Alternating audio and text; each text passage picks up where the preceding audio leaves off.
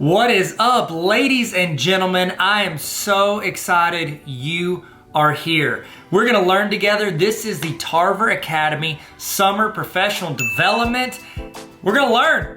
Learning's happening. It's going down today. We're about to get started. My name is Tyler. I run Tarver Academy. It's an online resource for teachers and students and educators, and it's a great community where people just get involved and learn and get better. And I throw resources to you guys, throw ideas around. It's just a lot of fun. Just a whole lot of fun, Tarver Academy. So if you need anything, I'm here. TarverAcademy.com has a ton of resources and things that you can go to check out. A little bit about me, just so you know, you don't think I'm just like, hey, here's a random YouTuber talking about, videos or whatever. My name's Tyler. I started out teaching high school math, and then I moved into a tech director / facilitator role. Then I was a principal of a school 6th through 12th grade. 6th through 12th grade. Fun ages. That's good stuff, okay? Good stuff. Never any drama, 6th through 12th grade. No drama. And our school had waivers from the state, so we did a lot of online, we did a lot of blended, we did a lot of in-person learning, all the above. So we get to learn a lot, make some mistakes, do some stuff right, and try to learn from everything we did. Then after that, I went to central office, and I was director of curriculum instruction, and now I'm the dean of NLC College. And I'm so excited to be here, learning and growing with you guys. I'm also giving a little bit of time for people to jump in, get started, and we're about to go through some of the housekeeping stuff. We're gonna do a little check-in right now at the beginning, and then at the end of this video, at the end of this training, we're going to have a chance for you to get a certificate showing that you actually showed up and you did the learning, okay? I think that this training and the other trainings that you are gonna get the chance to be a part of this summer are gonna help you grow as an educator. And if you grow as an educator, all it does is help the students and the community that you live in. And so let's try our best to learn something, take something away from this that we can put in our repertoire and get better with. Okay, so the first thing I need you guys to do is I need us to check in, okay? And this check-in, what it does is it timestamps when you are here so that you might not need this later, but if your administrator or whoever comes back and they're like, how do I know you didn't just click to the end? This shows that you were here at the beginning. So you can scan the QR code that is on the screen if you have your cell phone. And on my phone with me, get your phone out. I'll use my wallet, Atlanta Braves wallet. Film that, you just hold your phone over that QR code that you see on the screen. You'll see something pop up at the top. Click that and it'll take you to where you can fill out that you were here. It's very short, very quick. I'm gonna give you a little bit of time to do that right now. Go ahead, scan the QR code, go to the website, check in, and when you do that, you will get an email. If you do not get an email immediately, this happened, I told you, I was a tech director for a long time, okay? I'd say a long time. I was a tech director long enough to know that if you don't get that email that you're filling out right now, it's because you typed your email address in wrong. That's exactly what happens. 19 times out of 19 and a half times, that's what happens. So go ahead and go to that. Remember, at the end of this session, there's gonna be another QR code that you're gonna scan that is going to give you the certification saying that you actually did the training. Both of these are time-stamped. So if your administrator or whoever's in charge of PD for your district wants to see that and be like, how do I know you did this? You've got your check-in email that is time-stamped by me, not by you. It's into a PDF or it's into that email. And then you will also have the timestamp on your certificate showing that you did this. Okay, so hopefully everybody is getting that done. Okay, giving you a little bit of time. If you have any trouble, just keep trying because I think it's pretty important to get that logged in.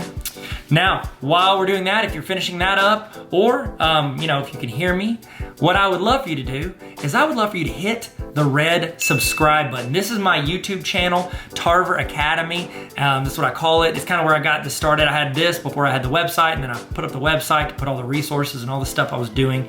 But if you would hit the red subscribe button right now, that would be huge. That would be just super cool of you. And that way, you can hopefully see some of the other trainings that I'm doing, see some videos I do throughout the year to help teachers, to help students, to have fun and learn together. So hit that red subscribe button. Did you do it? Did you? You get the like too, the little thumbs up. That's just YouTube etiquette. You get the thumbs up. It's just really nice to do. So you want to hit the thumbs up button, you can. And I would love to start this. How about this?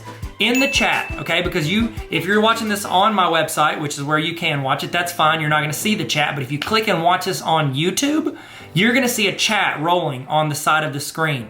Start it off. I want you guys in the chat to say who you are, like give your name, tell us what you teach and where you teach, okay? If you're an administrator, you can say that I'm a principal, or you can say your central office, whatever you do. I've got some people that have signed up for this that are aspiring educators. So this is great to say, I wanna be an educator, I wanna be an English teacher for high school, throw that in there. If you wanna be a kindergarten teacher, toss that in there, say you're in school. It's a great way to network, because I think there is an amazing community of educators here wanting to learn and grow together. And I think that it's great if we look out for each other. So throw in the chat, I want you to say your name, what you teach, and where you teach. Throw that in the chat. All right, man, we're doing good. We're doing good. It's our warm up. We're feeling good. We're stretching it out. It's always good to stretch before you stretch. I don't know, I heard some friends say that, so I say it from time to time. Okay, next thing. This is another little thing. I've got one right here. So I've written a couple books. I've done Superheroes Need Sleep Too. This is a children's book. It's like a nap time book, so you don't have to read that. But this one I think is super relevant for you. This is the Baller Teacher Playbook, and in it I have like practical advice. It's 18 chapters. So the idea is that you could do this like once a week with your team for a full semester, or every other week for a year, and try to improve your teaching every week. I'm not doing this to sell it to you. I'm doing this to say I'm giving some of these away all summer to people that are participating in this. So if you want a chance to win one of these, or I think I probably got some other educator books. If you're like, I don't really want your book, Tyler, I got a ton of educator books. I'll send them to you. All you got to do, follow me on Instagram at Tyler Tarver. Follow me at Tyler Tarver on Instagram, and I'm gonna be giving these out throughout the summer. You might be the person I give it to. So follow me on Instagram, and then throw something in your Instagram story if you want, just to increase your chances of me seeing it. So I'm just gonna be clicking through. I see people follow on Instagram. I'm gonna throw out stuff to them. So random people will get it. You might not, but you won't if you don't. So there we go. Y'all feeling good? Does everybody feel good? Everybody throw in the chat who they are, where they teach, what they teach. Okay, so to explain also what this is, you are watching, this is a live broadcast. So this is going as a YouTube premiere or a full-on live video. So one of the two. Either way, that chat is happening live. Everybody that jumps into this video at any point is gonna be watching it at the same time as you. So it's great to get in the chat and talk, discuss, ask questions, give input. If we ask a question in the video, you can type it in your notes, but you can also type it in the chat. You can copy paste from the chat. It's a great way for you to be a part of this live broadcast, okay? So if you have a Google Notes, if you have a notes document, if you wanna take notes by hand, I've got a template for notes if you want. It sent it to you whenever you filled out your email. It should have been on that page whenever you did your check-in at the beginning. If not, it's on like every PD page. I have my website, tarveracademy.com. Click on PD and you get a free notes template, or you can take notes in your own doc. However you want to do it, take notes, write down stuff that's relevant to you, and copy paste stuff that people put in the chat. There's gonna be people in the chat that are way smarter than me. And so I'd love for you to copy paste that into the notes, and you can take that and make your teaching game elevate. So next thing, while we're getting logged in, people are still jumping in here. They're still jumping in the video, giving you a few minutes to do that. We're also, if you want to watch these videos, because after this ends, it's going to be gone off of here. However, I'm going to be putting all of these trainings, all like 30 something trainings. I think it's over like 120 hours worth of trainings. I'm putting all of that for people that join what I call the Tarver Academy Honor Roll. It's a small group of educators who are trying to get better every week, and I send out weekly emails during the school year to where you're getting templates, you're getting resources, back to school starter kits, you're getting templates for Google Forms, trainings, PDs, tons of stuff every single week delivered to your inbox, and also you have access to all of these trainings. That is available if you go to tarveracademy.com/honor roll if you want to. I think it's a great decision. I think it's a great decision. Nobody's in here. Who am I talking to? I'm not talking to anybody. Okay, y'all feel good? Y'all ready to start? Y'all feel good? This is a little warm up. We'll explain what's going on. Everybody feel good? 1 to 10. Put in the chat how you feel today. Or give me this, how about this? Give me an emoji of how you're feeling today. That'd be better, 1 to 10, or give me an emoji. I'd love to see it. Or just give me a word. You're like, I don't want to do an emoji. Give me a word. How you feeling today? And let's get rolling. Remember, input in the chat, take notes, learn, grow. Welcome to the best professional development that you're gonna do. Not guaranteed, but it's an opinion, but it's also true, but it might be biased, but it's gonna be a great summer. It's gonna be a great training. Hope you guys learn something. Hope this adds you value that you can then bring to your students and make your school, your community, yourself better in some way. Guys, we're about to get started. Y'all excited? Y'all ready? We're about to do this. Let's get ready to learn and have fun. Tarver Academy. Let's go. Let's go. Hit it. Let's go. What is up, everybody? I'm so excited for this session. This is a session that I've been wanting to do for a long time. I plan on making some little videos, but I thought, you know what? I'm like moderate at best with my knowledge. So I brought in my boy, Mark Cox, Marcus Aurelius Cox. Thank you so much for joining us. Mark, say hello to everybody. Yeah, man. So good to be here. This is awesome. Oh, it's even better for me because I get to learn from you and with you, and we're going to get a chance to talk through it. Here's the deal.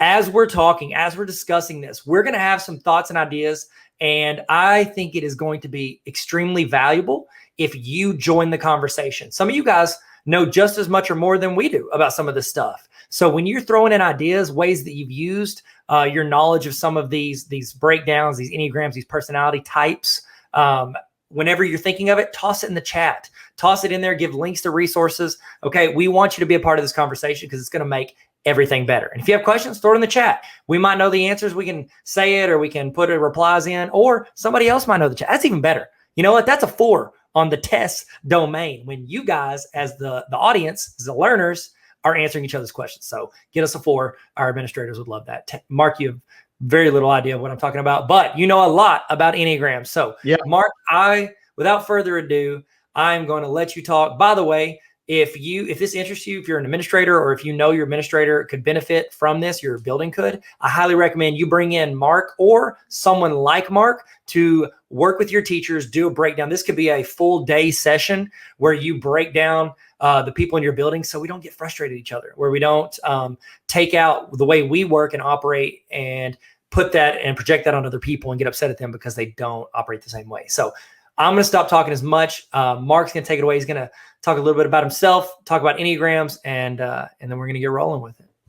Yeah, awesome. Well, thanks for having me. The Enneagram is this amazing typing tool that it's really just like any other personality typing tool that you've used. It has a little bit of differences between those and the ones you've taken before, and we'll get to those in just a minute. But one of the things that I love about this one specifically is that it talks all about what motivates you. And so the Enneagram is called the Enneagram because it literally, the word Enneagram means 9-shaped figure. And so there's 9 types. None of them are better than the other. They're all equal in value. There's no hierarchy. It's not like a 1 is better than a 2 or a 9 is better than an 8. The truth is that it's just 9 different ways of seeing the world. Now, if I can just give you a little bit of context for where it came from, what it is, what it intends to do, what it doesn't intend to do. It has its roots in the last few centuries, and we don't necessarily know where it came from. I think all Enneagram experts will tell you it's not necessarily scientific, and if that throws you off, I get it. But the thing about this is that what countless educators have found is that this is bringing a lot of language for ways of being and ways of making it in the world that we have not seen before. And so, yeah, there's the 9 types as you're looking at them. And here's what's interesting is that each of these 9 types really has a specific focus that goes all the way back to a way that children coped with the world, the way that they dealt with the world. So whether that's trauma or whether it's the way they grew up in a family, whether it's the way that they walked through a move or relationships, there's a way that children go about coping that begins to start to firm up their personality. And as you well know, you're the lump sum of the things that you've experienced in this world, and you've learned to cope in a certain kind of way that may be different than others. And that is kind of the basis for what's happening with the Enneagram. And so, like I said, there's 9 different types. We want to just kind of intro them really quickly.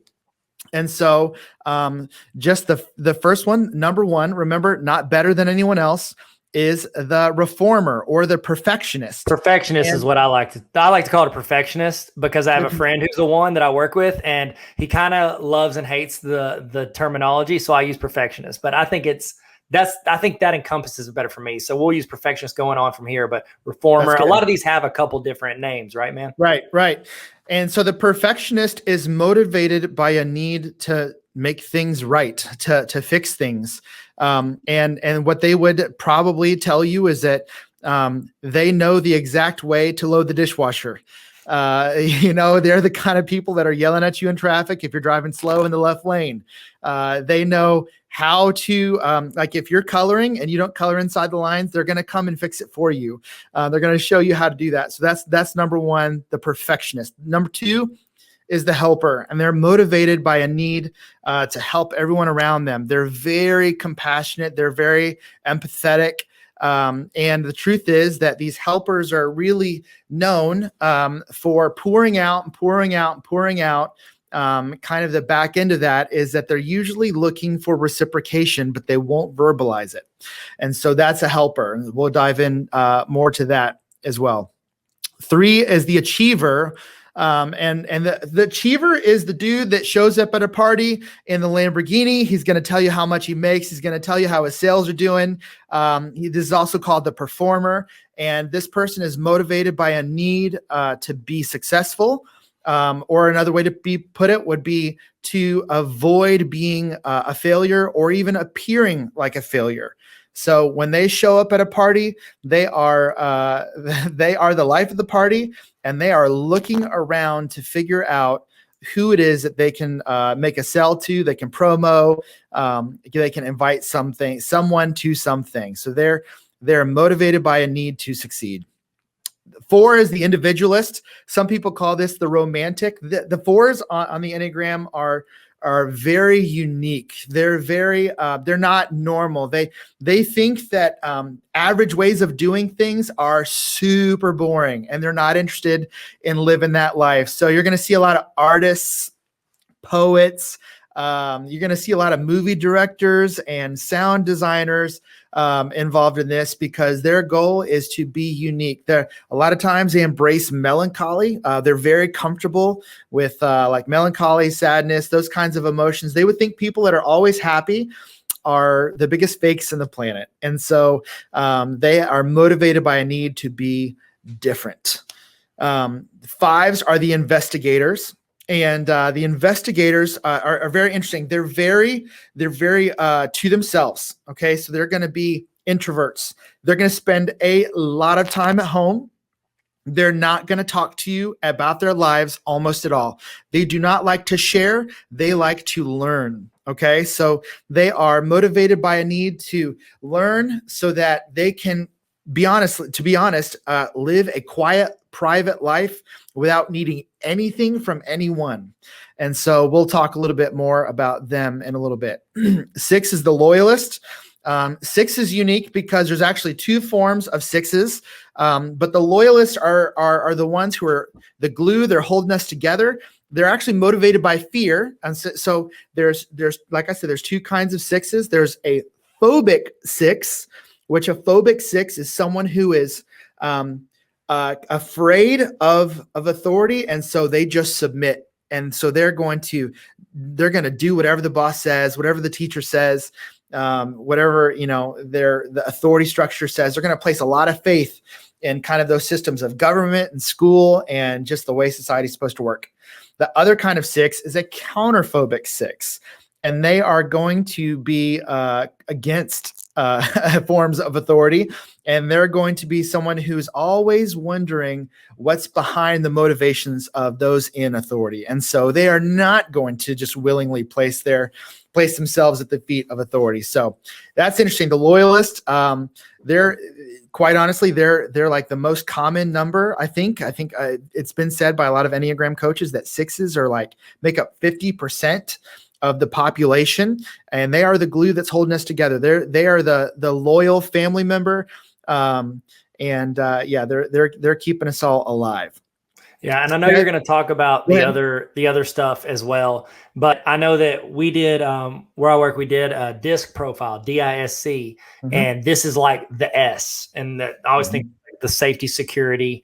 They want what's they don't want to change. They don't like change, and it talks about how. I remember in that it's like 70% of the population is an S, so it's very similar how this hits, whether you've done some of these other personality tests, but it's like that is a majority of the population. It's a majority of, even educators. Like we all know educators that don't want things to change every year. They don't want to keep they know students are changing class every class period, but they don't want to change their curriculum for a decade. So we know a lot of these people. This can be a majority of the people that you meet. So it's interesting that the correlations happen. It's not like, oh, here's a random personality test. And exactly.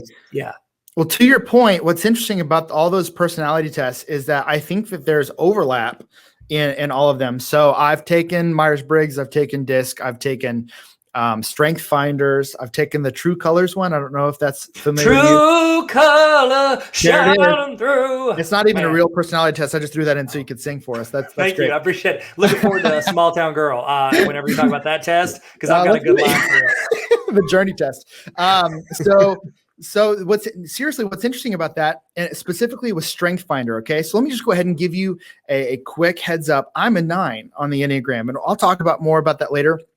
But as I study the Enneagram, I found that a lot of my 5 themes of talent on the Strength Finder line up exactly with the Enneagram 9 Peacemaker. And so it's very, very interesting. In fact, one of my 5 was actually harmony.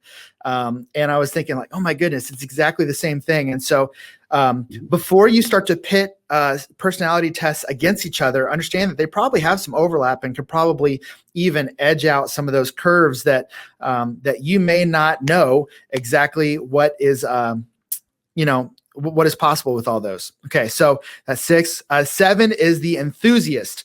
The enthusiast is, man, they are like party people. They are party people. I'm sorry. They are at a party and they are planning the next one. Okay. That's good. 7s are motivated by a need to avoid all feelings of pain, any feelings of sadness. And so they are people that will eat until they can't stop, and then they'll eat some more. They will plan 3 vacations when they should really plan 1. They are going to always be looking for the next hangout. And so they are the enthusiasts on the and usually for whatever reason, that's the one that's like, I know a 7 for sure. 8 is the challenger, and the challenger is motivated by a need to be in control of their environment, or at least not be controlled by someone else or something else. And so these are the people that walk in a room and there's a lot of bravado. Everyone knows when they walk in. And so the challengers, a lot of times, this relates a lot to the D for me on the DISC profile. And so a lot of times these show up as bosses. Tyler and I talked, we think that a lot of 1s, 3s, and 8s are bosses. Not to say that, you can't have, others on the list there, but that typically shows up on leaders, Enneagram types. Yeah. When you see principals, if there's any principals watching, or if you're watching or listening as we go through these, I would assume that a good portion of y'all's administrators at your schools, whether the principals or superintendents or, anybody else, you're going to see a lot of 1s, 3s, and 8s. You're going to get the perfectionist, reformer. Those are probably the ones that have planned out the agenda for every teaching, like every faculty meeting for the whole year before, August. Achiever's the one that keeps adding stuff to the building, keeps throwing stuff like, hey, let's try this. Let's do this. Let's add this. You might get some 7s, I think, as a principal. They like to have events and stuff. Maybe it's probably an 8-wing 7, which we'll talk about later. But 8s, they like to control, like you said, control the environment. And so I'd say probably most of the administrators I've met at different education things are 3s and 8s. That's the most of them. And ones, 3s, and 8s operate completely differently. Sometimes they can look like each other, but their motivations are completely different. So that's good. We're going to get into that. I'm excited. Last but not least, the 9 is the peacemaker. And so the peacemaker is not just someone who walks around trying to make peace, but they are actually people who are avoiding conflict at all cost. And so that is me. I can tell you that, and we'll dive deep into this, and you'll get like my own, case study on this one. But I remember growing up feeling like, why is everyone else able to handle all this conflict, and I'm like this baby that can't handle it? And it's really not about being mature or immature. It has everything to do with how you're wired. And so the peacemaker, the 9. So let me repeat, none of these are more important than another, but I have heard a lot of Enneagram coaches point to the fact that the 9 is on top of the circle and say that they can see the world through everyone else's lens because they're kind of at the top. They've got that high view. But 9s it's very difficult for 9s to see it through their own lens. And we'll get more into that in a while. That's good. That's good. Okay, so we've gone through, we've hit the introduction of each of these. This is what I would love for you to do. A lot of you guys, you've taken Enneagram tests on the internet. You've done it. If you did it through our site, we linked on Tarver Academy for this PD. I linked to where you could take it beforehand, which is fine. A lot of people, they'll take it, but then honestly, you could probably sit here and look at this and be like, whenever Mark was going through all of those, you're probably like, oh, wow, that sounds exactly like me. Like, I think that in my head. So it's like a lot of times you can self-diagnose just from looking at some of these features. And if you step back and also ask some close friends, if you have any close friends that are observing and they're watching this with you, say you're watching as a group, or you can, they're watching at home or at their house, you can text them, be like, which one do you think I am? They'll probably narrow it down to 1 or 2. And also, as we do this, we're going to talk about for administrators, we're going to talk about for you, for coworkers, for students, but also I do this with my kids. Like I got 3 kids and I'm sitting here thinking like, again, as they're young, I think they're still like, they'll probably transition a lot between them, but I can tell I've got a couple that really have some of these personality traits, and it helps me understand how to communicate with them. So I think it's going to be helpful as we go through these and we start breaking these down. Think through that mentality. What I want you to do right now is in the chat, tell us which Enneagram number you are. Which Enneagram number are you? Say it right now. And then here's the thing. As you guys are saying it, you're tossing your Enneagram in the chat. What number are you? When we get to those numbers, this is where you give input. You're like, hey, you talked about, with a 3, I feel like I don't want to ever, like I'm going to skirt blame or skirt failure. I feel that way. This is what I do to overcome that, or this is where I struggle with that. Throw that in, because you're seeing, as you guys toss your number in the chat right now, you're going to see other people that probably relate a lot to how you feel when the pressure's on, or when you're teaching, or how you plan lessons, all of this, to how you deal with administrators, to how you apply for a job. And so think that through as you go. And again, some of you guys might be like, yeah, I'm a this, but I'm also kind of this. It's okay. Like we're going to talk about that you can be, especially if they're right next to each other on this little circle. Yeah. It is common for that. I'll go ahead and say mine. Yeah. Is that cool? You said yours is a 9, right? Yeah. So can I say mine, Mark? Absolutely. Is that okay? I'm not a 9. I'm sorry, man. I want to be a 9. You seem very kind, and I like you a lot more than I like myself. That's a true story. I am actually, and again, we're going to talk about this. I'm a 3 wing 2. And so it means that the 3 and the 2 are my highest. 3 is my highest. I like to do stuff. And you're like, well, Tyler, I guess I could have guessed that from the 400 resources you give people on TikTok. Yeah, I know. Okay. I get it. So I like to do stuff. I like to make stuff. I like to create stuff and build stuff. Like it's one of the things I feel I get the most energy from. And it's not that I can't like be a peacemaker. I don't want to, I'm an enthusiast. A lot of people think I'm an enthusiast because I have to like stand on stage. I'm trying to hype people up. Like I'll do that. I don't mind it. But a 3 is where I just like, I like to do stuff and create things. And 2 is like really close. And so what I always joke about in rooms whenever I talk about Enneagram stuff is I'm like, I want to make you, because helper's like my second one. I'm like, I want to help you be the best you can. I just want to be a little bit better. it's like, I want you to be great as you can be, and I'll help you get there. I just want you to know that I'm just going to do a little bit better. And so, which is annoying, and I get it. But if I was a 2-wing 3, everything would be fine. I'd be helping everybody, and I'd be like, yeah, no, I'm just kidding. I like people to exceed me in everything I do. I try to do that with every job I've left. I'm like, I want this to be better for the next person. But that's mine. That's mine, Mark. Diagnose me. So here's what's great about that. And so you dove into the wings. So the wings, I've heard different people say this, that have taken the Enneagram test. So a couple things just about, as we're still kind of introing the Enneagram. First of all, if you haven't taken it, so I've got this book here by Riso and Hudson. This is like one of the people that I learned the Enneagram from. Okay, so this is The Wisdom of the Enneagram by Riso and Hudson. And they have a test. So I'm not sure which one is linked, but RHETI.com, I believe it's the Riso Hudson Enneagram. Hey, say it again, spell it again. RHETI. It's RHETI, I believe .com. Anyway, that's the one I've taken. I think it costs $12, $20. I can't remember. That's the one that I have found to be the absolute best. Tyler's fact checking it for me because he's smart. Thank you. So that is the one. I've seen some people take some free Enneagram tests, and I'm telling you, it doesn't usually end well. So there's two ways. And so like Tyler said, now I just want to recap because this is important.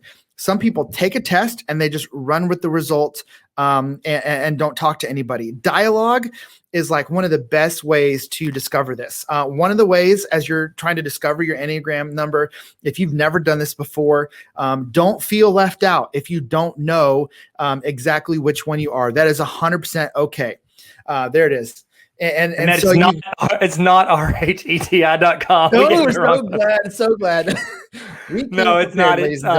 It's what's close. It's EnneagramInstitute.com/RHETI. So you were close. Yeah, it's really good. I'll put it up on the screen in case you want to take it. We're going to have a couple breaks in here, so you're going to get the chance to take it today if you want. How long does it take to take that? I think it took me 15, 20 minutes. So this test is great. I would avoid the free test. That's just me talking. Dialogue is great, and do not feel bad if you haven't nailed down. So what I'll do is I'll sit, just because I love doing this. I'll do it with young married couples. I'll do it with older married couples. I'll do this with students, 6th through 12th grade students, middle school and high school. And sometimes it takes people longer. Sometimes I'll sit in Starbucks for an hour and a half, and they'll leave and they'll say, I might be this, I might be that.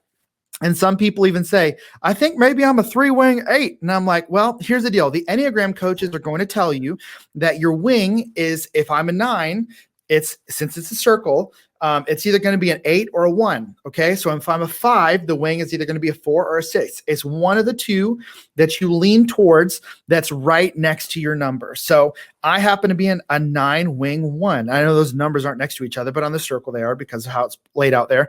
But that means I'm a peacemaker that tends to be a perfectionist. So I do come back behind other people and reload the dishwasher if I don't see that it's done the way I like it or the one way that makes sense. I'm not a challenger at all. And that's a good way to remember that. The one way to do it. Like a 1 is the one way to do something. Perfect. It's so good. That's exactly what it is. Perfect. Oh man, you're great. Let's go. See what I did there? Okay, I'm going to get rid of the picture if that's okay, because this can be all Mark. Let's go. So here's what we're going to do. I'm going to read some statements. Okay, this is what it's like to be a 1. Okay, so you might find yourself in one of these, and you're gonna. I mean, if you have not taken this test yet, just understand you're going to have to listen to all of them because you're going to be like, oh, I feel like a little bit of 1. Oh, I feel like a little bit of 3. So just kind of, sit back and listen. This is what a 1 might say. People have told me I can be overly critical and judgmental. I beat myself up when I make mistakes. I don't feel comfortable when I try to relax. There's too much to be done. I don't like it when people ignore or break the rules. Like when the person in the fast lane at the grocery store has more items than allowed. Details are important to me. I often find that I'm comparing myself to others. If I say I'll do it, I'm going to do it. It's hard for me to let go of resentment. I think it's my responsibility to leave the world better than I found it. That's interesting. See, you're a 3, but that sounded like you. So there's lots of little bits of all of us. Thanks, I Mark. have a lot of self-discipline. I try to be careful and thoughtful about how I spend my money. It seems to me that things are either right or wrong. I spend a lot of time thinking about how I could be a better person. Forgiveness is hard for me. I worry a lot. I'm really disappointed when other people don't do their part. I like routine and don't readily embrace change. So that's the number one. Number one is the perfectionist. And listen, healthy ones are great in the world because they are giving us better systems, right? They're taking something that's broken and they're making it better. So I love a good one, because a one, if they're in their sweet spot, they know how to help. Now, what does an unhealthy one look like? An unhealthy one is offering unsolicited advice, and they're throwing some arrows while they're doing it. And so that's gonna hurt along the way. But here's what's interesting. The one does not think they're being critical. They think that they are helping you. They think that in some form they are showing you love by saying that. Now, so if you know somebody that is critical, and maybe even their tone is like, why did you do it that way? And you're like, why are you taking that tone with me? And they would say, what tone? And you're like, it's on your face. Tell your face about your tone, because it's there. Yeah, we've all had students where we give an assignment and a student's face says a real distinct tone for what we did and what we changed. Yeah. So the truth is that ones can be difficult. But again, with the Enneagram, if you know what you're dealing with, you know how to deal in a healthy way. So think about it this way. If you're a one, then you might be able to bring healthy change to a student's life by giving them one little tweak. Now, you understand that maybe the truth is that student isn't ready for it. So as a one, you need to find healthy ways to help people perfect what they're doing. I'll just tell you, like, I've got a one that I work out with, and he'll be like, hey, your form isn't all that great. And I'm like, leave me alone at 6 a.m. I'm just here to like sweat this thing out. But the truth is, like, he's there to help me. And he's like, no, I'm here to help you,? And so if the people are ready to receive it, it's growth, And so you be healthy, you help them be healthy. That's how we can all work together to bring that to a healthier place. I know this is like, if I'm a teacher and I see a student that, like, again, I taught math, but I've gotten the chance to work with a bunch of different subject areas. It's like that student that if they have a project for history or diorama, is it diorama? Not diorama. That's weird. Diorama. And they're trying to build it, and they're trying to create it to this perfect thing. Whereas it's like those other students are like, just get a 95 and go. You know what I mean? But they're like, no, I have to get it perfect this, perfect that. And if something happens, kid steps on it, kid bumps it before it's turned in, they feel like it's not the best reflection of what they can do. Like, they didn't feel like, oh, this is the fullest version of what I can make. And I think, anytime we do group projects, it's good to be aware of students who are ones, because they're going to get frustrated quickly with the people that aren't taking it as serious as they are, I think, or wanting to create what they're trying to create. Also, it's just like, you might go ask for something like, so for instance, I think of, so my dad, he's an Enneagram 1. And we asked, hey, Dad, we want you to make a little picnic table for our kids. Like, oh, he's like, okay. He gets it. He goes to make it. And it ends up being like, it looks like I bought Home Depot and put it into a picnic table. Like, he built it, and then he was like concerned about safety security. So he put extra legs on it. It's like in Avengers Endgame, when he goes, put in kill mode, and it puts out like 4 different legs. That's the picnic table, because it needs to touch the ground at 14 different places, so that my kids, like, it has to be perfect for those kids. And so we were just like, okay, great. It looks weird, but we love it. Thank you. So I like that. I like that. Yeah. I love a good end game reference too. Thanks, man. I'll try to bring it. It's inevitable, really. Yeah. There's more. I know there's more in you. So ones, if you think about a healthy one, I think of Atticus Finch. in To Kill a Mockingbird. And you got to think about how I'm sure, that a lot of us grew up reading that in school. The fact is he took on a case. He's a lawyer in this southern town, and he's having to defend a man who's innocent, but that the whole town thinks is guilty. And he knows he's innocent, and he knows that there's other things at play with why this person is on trial. And there's a moment where he's talking to his daughter Scout, and he's essentially like, I understand that this may look crazy to you that I'm taking on this case, but I know what's happening is wrong, and I need to pursue justice for this man. And if you've ever read the book or seen the movie, there's a scene at the end where it gets me every time, because he stood up for what he believed in, and his kids saw that, and the community saw that. And so a lot of time there's justice in there. And so there's something that they're fighting for. They're not just trying to tell you did it wrong. They are legitimately trying to make it better. Do you know any ones that are in the school district, that you've dealt with?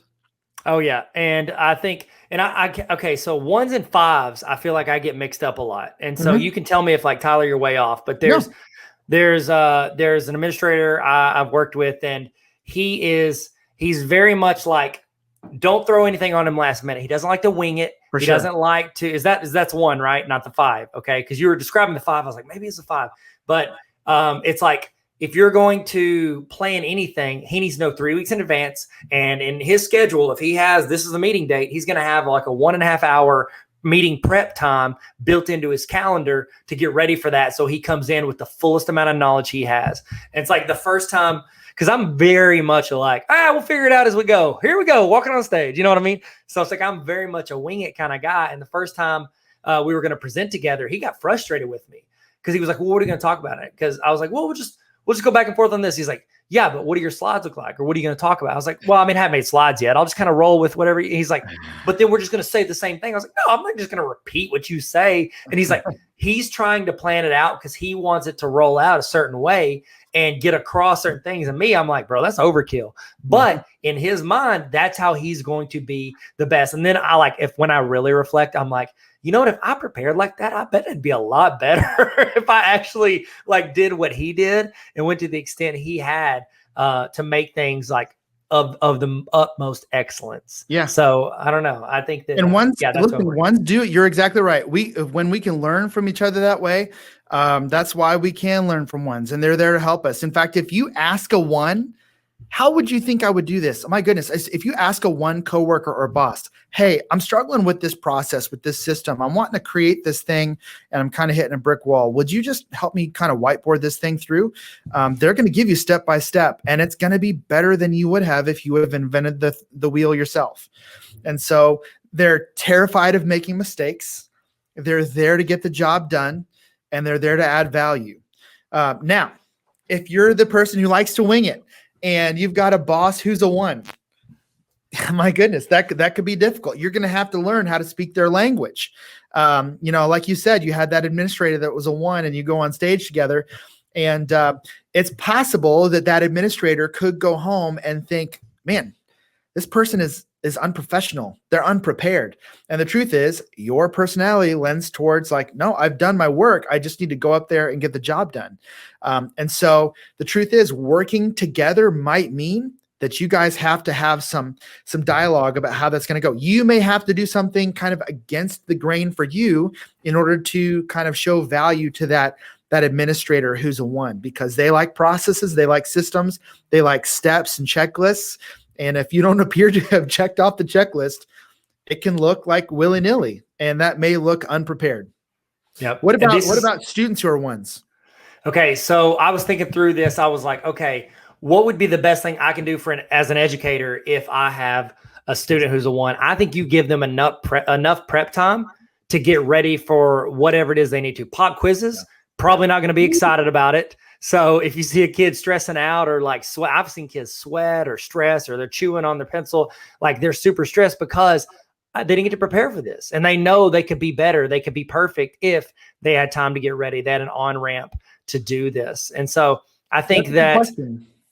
Go ahead. Sorry, let me ask you a question real quick. So no pop quizzes for number ones. Is there a sense in which maybe that if we teach them like, hey, there's going to be pop quizzes in life, like sometimes you've got to throw it at them, or are we saying like no pop quizzes? That's a good question. I think that also that depends on the students. And it's like you said, healthy and unhealthy. You know, if there's a student that allows this to hit them and take over their emotions, which kids I think are more prone to letting it hit their emotions. You know, they haven't had the reps of like, oh, I've been surprised by this. Because in life, you're going to be surprised by stuff all the time. And you're not going to be able to be fully prepared. But you have to figure out, how do I cope with that? I know some ones that I've worked with, whenever they get thrown off guard, they clam up. They just sit there and they stare, and they're just like, they want to hear everybody else say everything before they ever want to respond or think. And it's because, and you can see that with students too. It's like, if you throw something at students or you shift what you're teaching abruptly and you don't give them context for what's going on, it's like, whereas, some personality types, they might just like be okay with, sifting through the confusion. But if you've got a room just kind of going chaotic, they're not going to be excited. And they're the ones that are going to complain to you when their group isn't doing the work, or whenever they're trying to group projects, man. The one in a group project is probably going to be the one to do the work. At least because I was not the one in my groups in school. And so I never did the work. And someone always did. And I was like, Mom, we got an A on the group project. It was good. It's good. And she's like, you didn't do anything, did you? Yeah. Well, as a 3, I would always just like let them do like all like the grunt work. And then I'd be like, all right, I'm going to go in and flash it up. I'm going to present.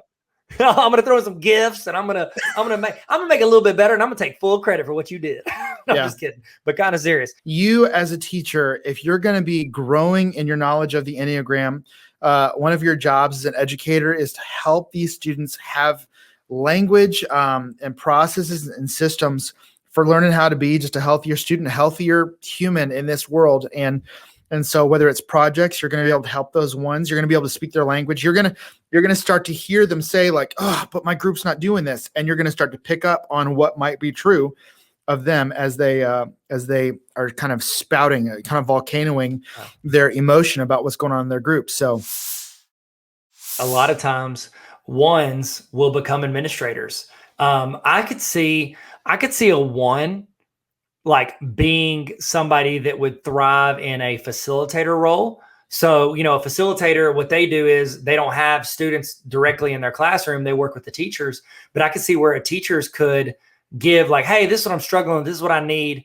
And then the 1 could take that information, go out and then spend 2 weeks building that from the ground up and have like the background and all that. Just don't be like, when they come in and hand you that, hey, here's this, completed project. Oh, thanks. Appreciate it. We'll use it later. Don't do that, because they're thinking, you don't have any idea how many hours I spent making this exactly what you need. And so you probably see them as facilitators, but also if you got a principal that does that and they roll into a faculty meeting and they've been prepping for this faculty meeting and they're wanting to help their teachers, and you're sitting back there just scoffing or like, or you skip it. Oh my goodness. I bet skipping a meeting like that for a 1 would tick them off, because they're like, I just did all this work and you're not even going to show up. Yeah. And so it's like they get ticked about that. So I don't know, what's your advice to educators who, have administrators or even facilitators that happen to be 1s? I would just pick up on all of their stated and non-stated cues as far as like what's required.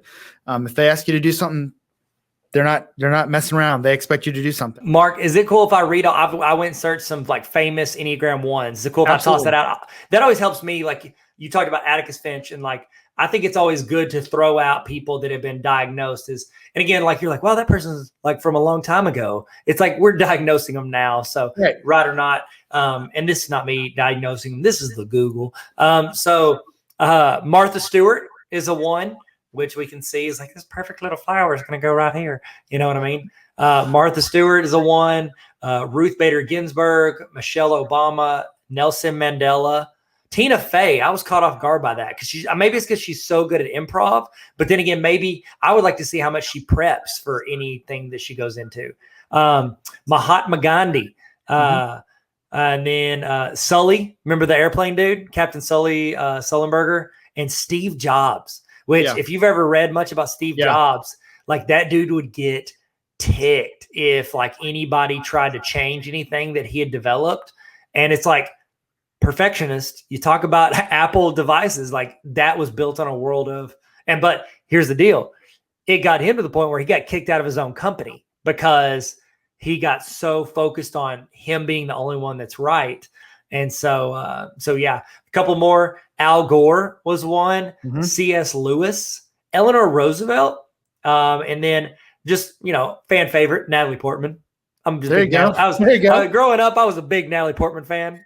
Princess Amidala. Yeah, that's it. Padme Amidala. Little Star Wars prequels action. She was nice. She seemed nice. The one I've heard Dwight Schrute as a one from The Office. I could see that. He always showed up early to water the ferns. So yeah, he was always ahead of game. Processes. So you see it on a serious note. Nelson Mandela, going back to that Atticus Finch like justice element, everything that Nelson Mandela did to bring health. Thinking of everything he did, risking what he risked to bring justice, and so that's awesome. Thank you for sharing those. Good.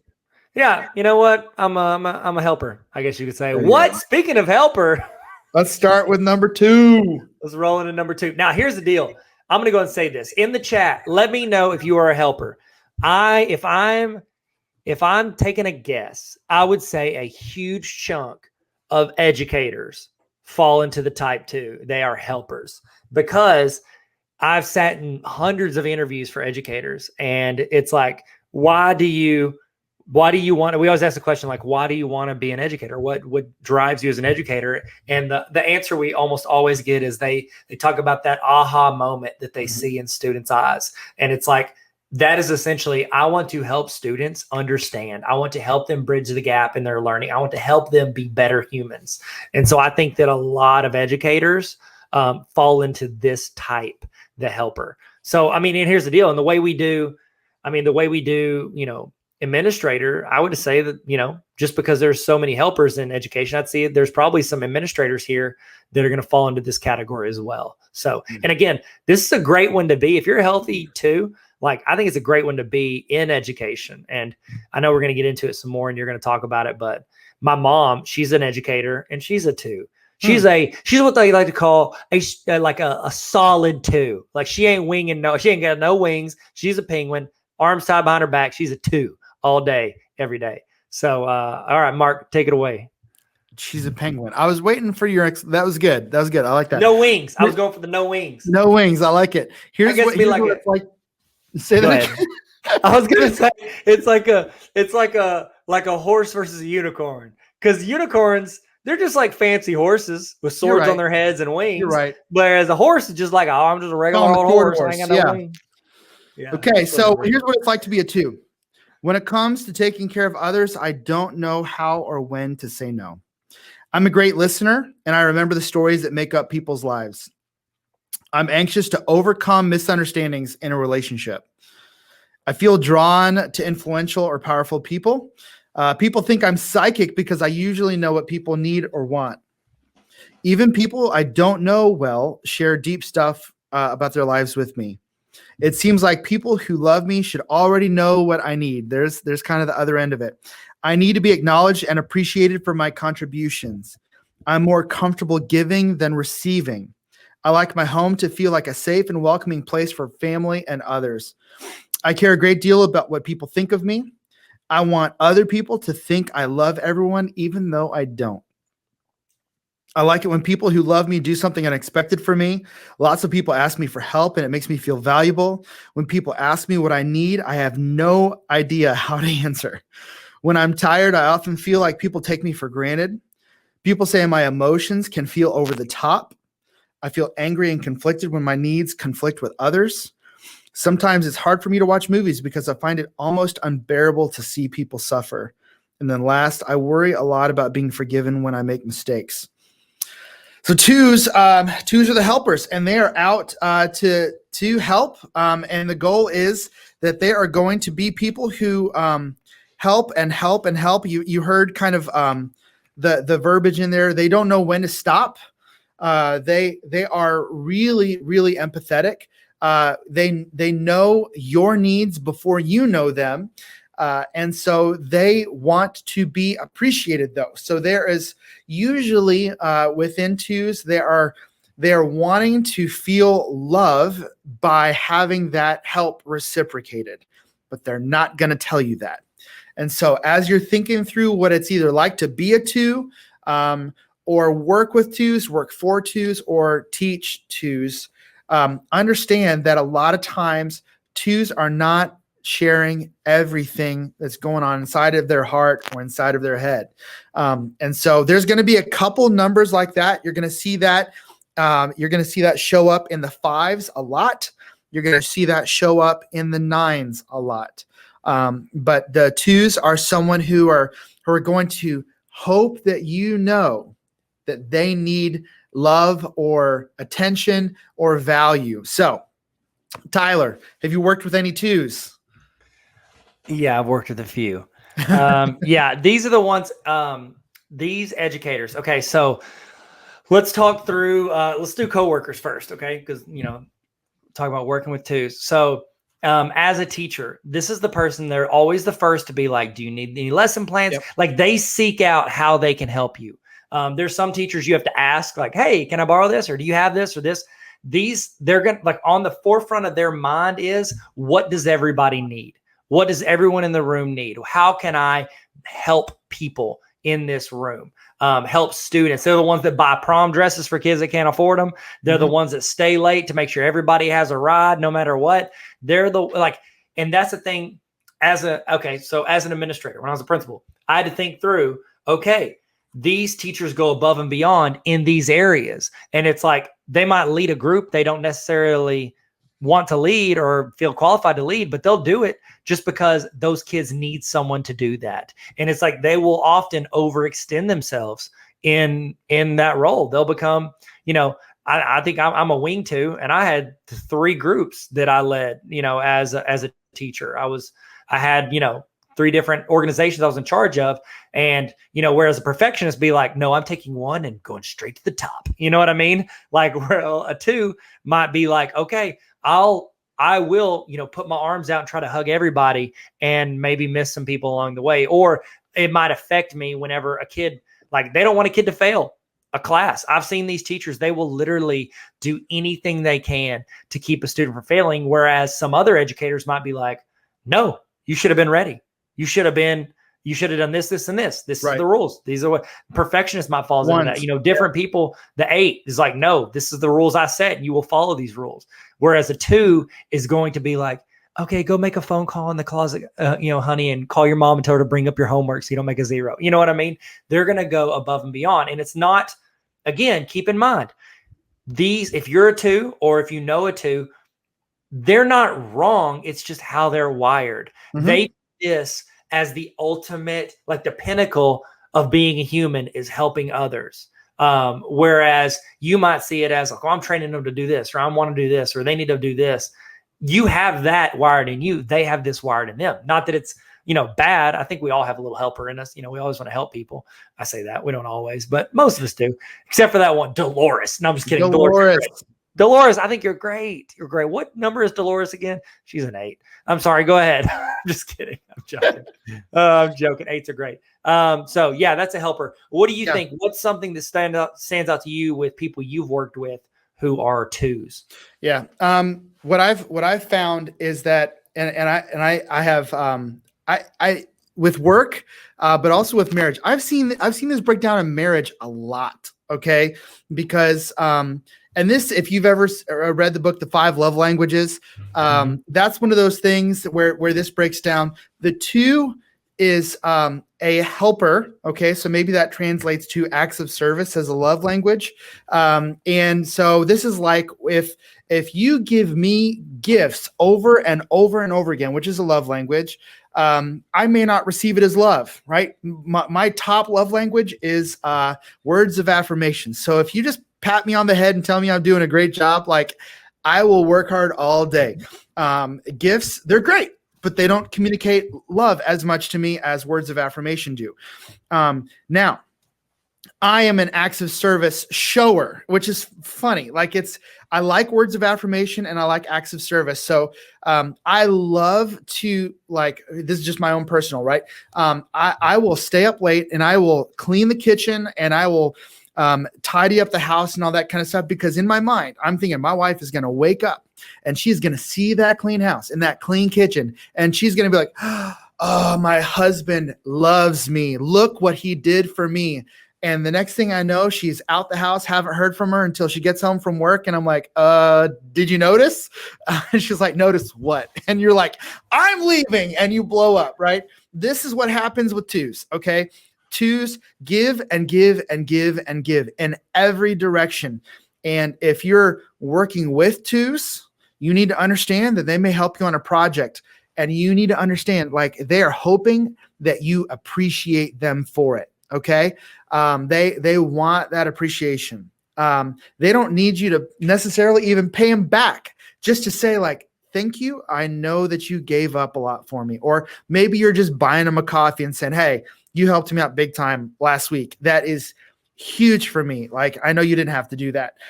Some sort of appreciation will go miles with twos.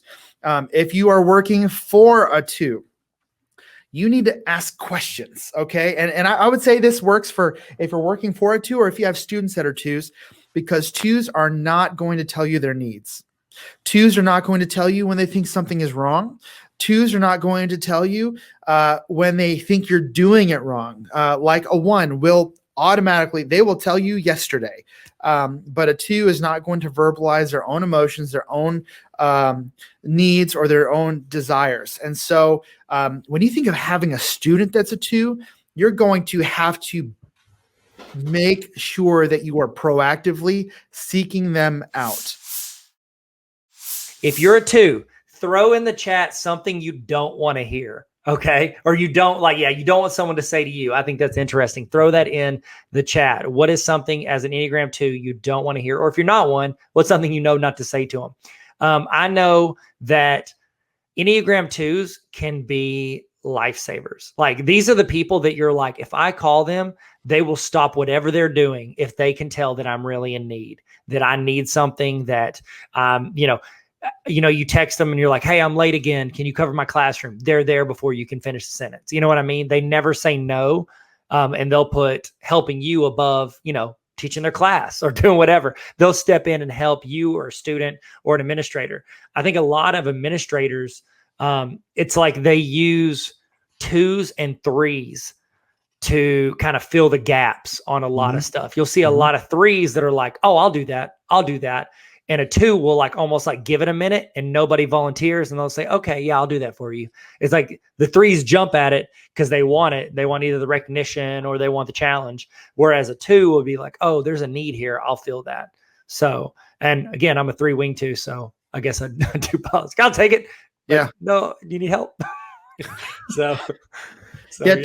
Twos are some of the best people on the planet. And they just don't know how to be healthy. And I want to make sure this is clear. As to talk about all the numbers, sometimes as we learn about the Enneagram, we can tend to caricaturize or make someone a cartoon by their weaknesses. And by no means do we say that all twos are, this thing.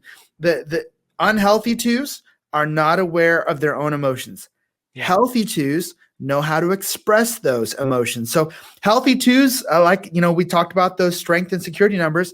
A strength for a two is to look a lot like a 4 who's able to verbalize, I don't love everybody. Now, they're by and large, as kids and as young adults, they're not going to say that to anybody because they're trying to serve everyone around them and help everyone around them. But a healthy 2 has boundaries, knows when to say no. If a 2 says no to you, they're in a good spot, right? If you ask a 2 for help, maybe a coworker, and they say yes, you might pause and say, "Are you sure? Are you sure you can help?" And that's just the way it is for 2s. So.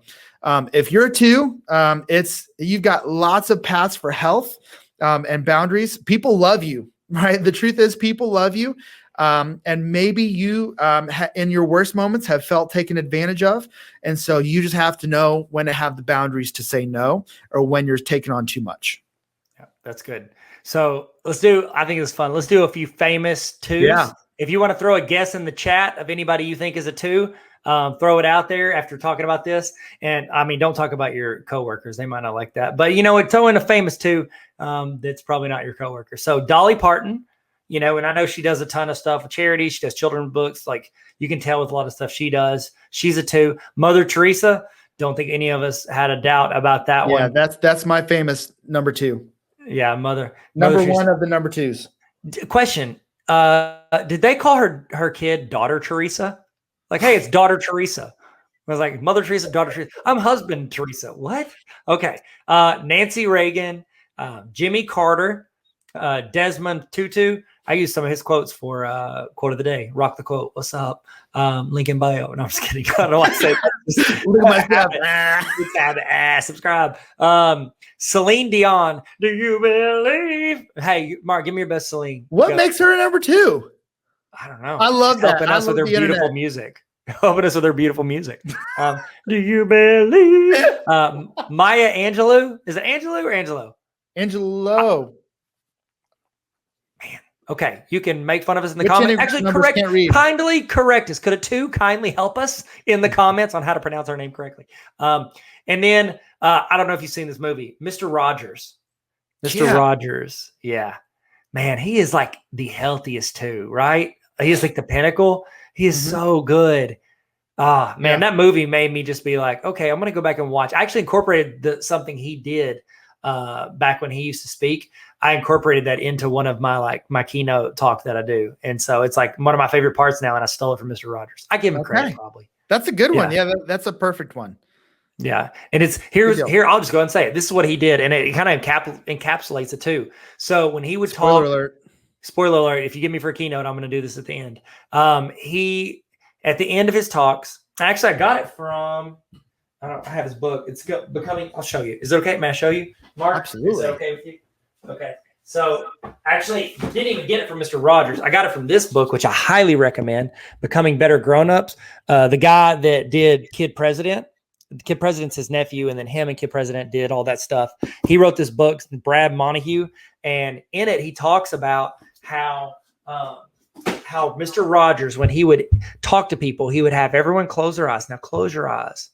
Now think of a teacher or a person who's made an impact on your life. Think of and then he wants them to go thank that person. I'm like, isn't that like the ultimate two move to he's not only helping you be a better human being, he's helping someone else through you get thanked for something they did to make an impact on your life. And so I don't know. I think it's just it's like a double. That's like 2 squared, which is a 4. That's not how that works. Is that how that works? Yeah, but I like it. Thanks, man. Enneagram version 2. Enneagram version 2. EV2. No.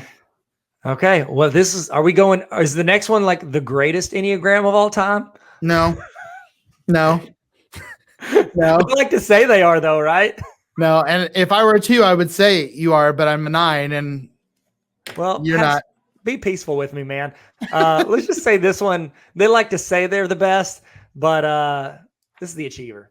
Man. Yeah. All right. So we got the achiever, the performer. This is what they might be saying. So this may be you. It's important for me to come across as a winner. I love walking in a room and knowing I'm making a great first impression on the crowd. I could persuade Bill Gates to buy a Mac. I like that one. The keys to my happiness are efficiency, productivity, and being acknowledged as the best. I don't like it when people slow me down. I know how to airbrush failure so it looks like success. I'd rather lead than follow any day. I'm competitive to a fault. I can find a way to win over and connect with just about anybody. I'm a world champion multitasker.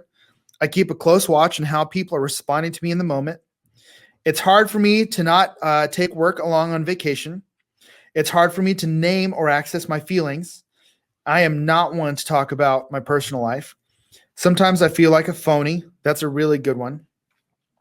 I love setting and accomplishing. That's not me calling you a phony, by the way. I know. I was like, thanks, man. You really pulled that one out. You don't want to say this on you're successful. Like, oh no, you're a phony. We're in the PD right now. I love setting and accomplishing measurable goals.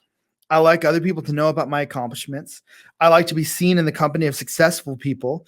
I don't mind cutting corners if it gets the job done more efficiently. And people say I don't know how or when to stop working. So the performer is right there in just, they're at the party, and they are not just trying to look successful. They're trying to make sure they don't look like a failure. They are panning the room to see where the power move is. So if they end up in a conversation with you and you are not the person that they are finding great interest or challenge in, or a sales opportunity or some kind of promo, they are eyeing, they're like, yeah, they're having a conversation with you, and they've got 30 seconds left, and they're jetting, and they're going to find someone else. This person in health is someone who knows how to set healthy goals. So this is someone who can help you in everything you're doing in life. So a lot like the one in health, they are there to help you. They're not concerned with showing off or listing their wins or making sure that they don't look a certain kind of way. Like I said, the unhealthy version, like I said in the descriptions there, they feel like a phony because they'll walk into a party and they chameleon into whatever they need to be to appear successful. And maybe it's not a party. Maybe they're walking in school. I'm going to tell you, their Instagram looks flawless as you scroll. They are not going to take a picture of their kid crying. They're going to see that. Are you saying your Instagram is not flawless, Tyler? No, dude, have you seen my Instagram? Everything is a video from like the worst angle ever. It's like, here's my neck. I'm like, hey guys, maybe what's that's up? because Like, you're healthy and you don't have to appear perfect. Oh, thanks, man. There you go. See, Thanks again, we caricature these numbers, and this is the way I read the Enneagram for such a long time. I'm like, well, I'm definitely not a 2 because I'm not blah, blah, blah, blah, blah. And they're like, well, a healthy 2 wouldn't do that. I'm like, good point. Okay. So we're not going to characterize 2s or 3s.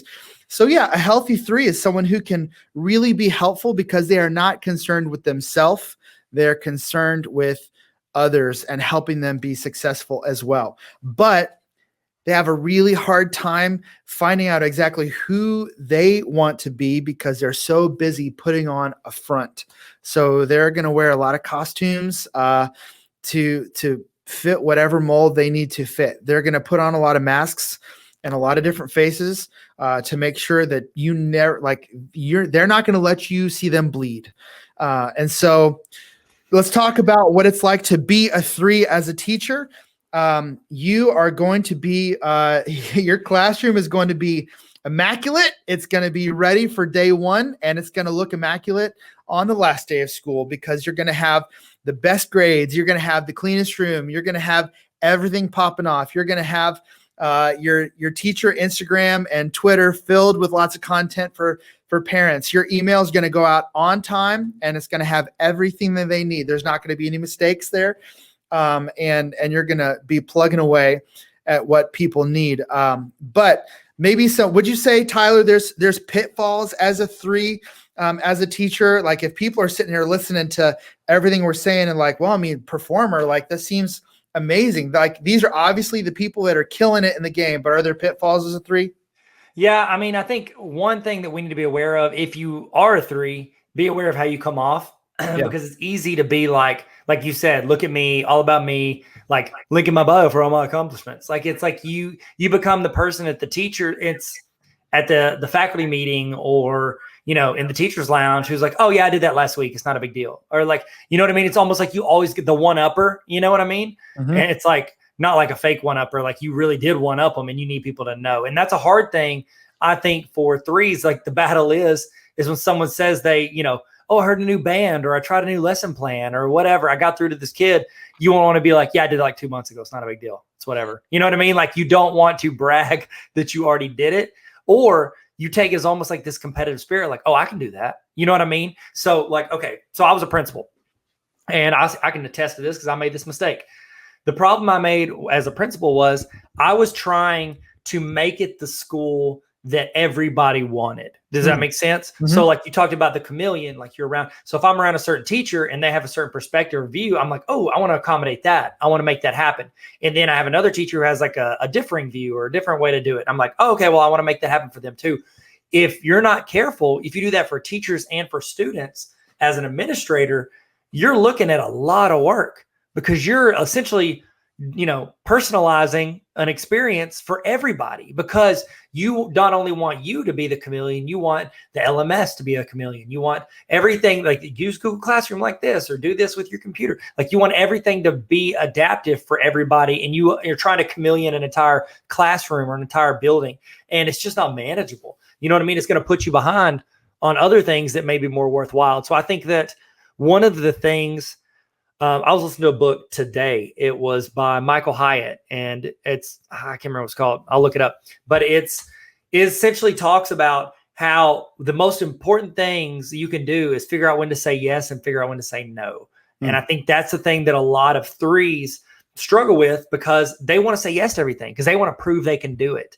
And a lot of times they can. You know what? These are, if you've read Ron Clark's book, Move Your Bus, these are very often your runners. They're the people that get in the bus and they kick their feet and they start running. They move everything forward. The Hyatt book is called Free to Focus. And it talks about if you want to accomplish anything great, you can't do everything. And so it's important to learn what to say no to. So it's like I talked about earlier, if you're in a faculty meeting, you're like, okay, we need somebody to be the new student council sponsor. A lot of times an achiever might be like, I'll do it. I'll try it. You know what I mean? Like they want to see if they can make it better, which is good, or prove that they can make it great. But, or if they wait too long, a helper is going to step in and be like, I guess I'll do it if nobody else wants to, And so it's like, I think that too often they can stretch themselves thin and burn themselves out. And so I don't know. I think if you've got a lot of threes become principals because they're ready for the next challenge or the next title, or, I guess unhealthily, it'd be like, I want a bigger title, but in a healthy way, it's like, I want the next challenge. I want to make more of a difference. And, the higher up you move in education, the more people you can impact. And I think that, that was always kind of in my mind. I mean, it can be perceived whatever way you want, but in my mind, I always wanted to make things better. And you can make things better when you get to be in the room, helping make decisions, and that's always my goal. I'm not saying I made always the right decisions, but I tried. And I didn't ever do anything, I try to do things to make things improve for teachers and for students. And you said it in your intro, and I was like, wow, my man taking shots at me. But in there, you talked about how you want efficiency is very important. These are the principles that automate things, that have, hey, you do this Google form and it builds into this and it generates this and it sends to this. Like they're going to try to make your classroom more efficient. It's like a one might not need to step back and be like, I need to understand this process before I just jump on in. You know what I mean? Whereas a three principal will just be like, here, go do it. Here you go. I've done everything for you. Just go get it done. Boom, this will make your life easier.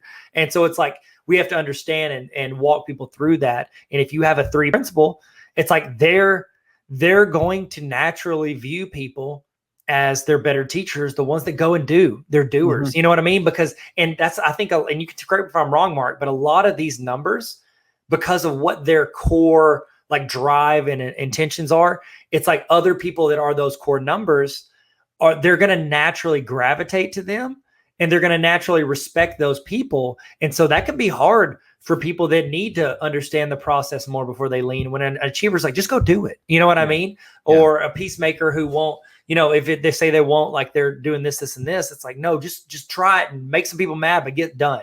It can be a struggle. And I'm sorry for talking about this so long. I just think that you do see a lot of threes in administrative positions, and, a lot of teachers are trying their best to, I don't want to say please their principal. I mean, they obviously want to, that's a part of it, I think, but you want to understand, like, why does my principal value this when they do it and not this when I do this? And it's like a principal that is a three is going to like it when you create a lesson plan that can just anybody in the building can use, as opposed to just doing a really good lesson plan with your one class, because they see that as achieving more than one classroom, which not saying is better or worse. I'm just saying that's a lot of times what they're going to gravitate towards in the teachers they look for.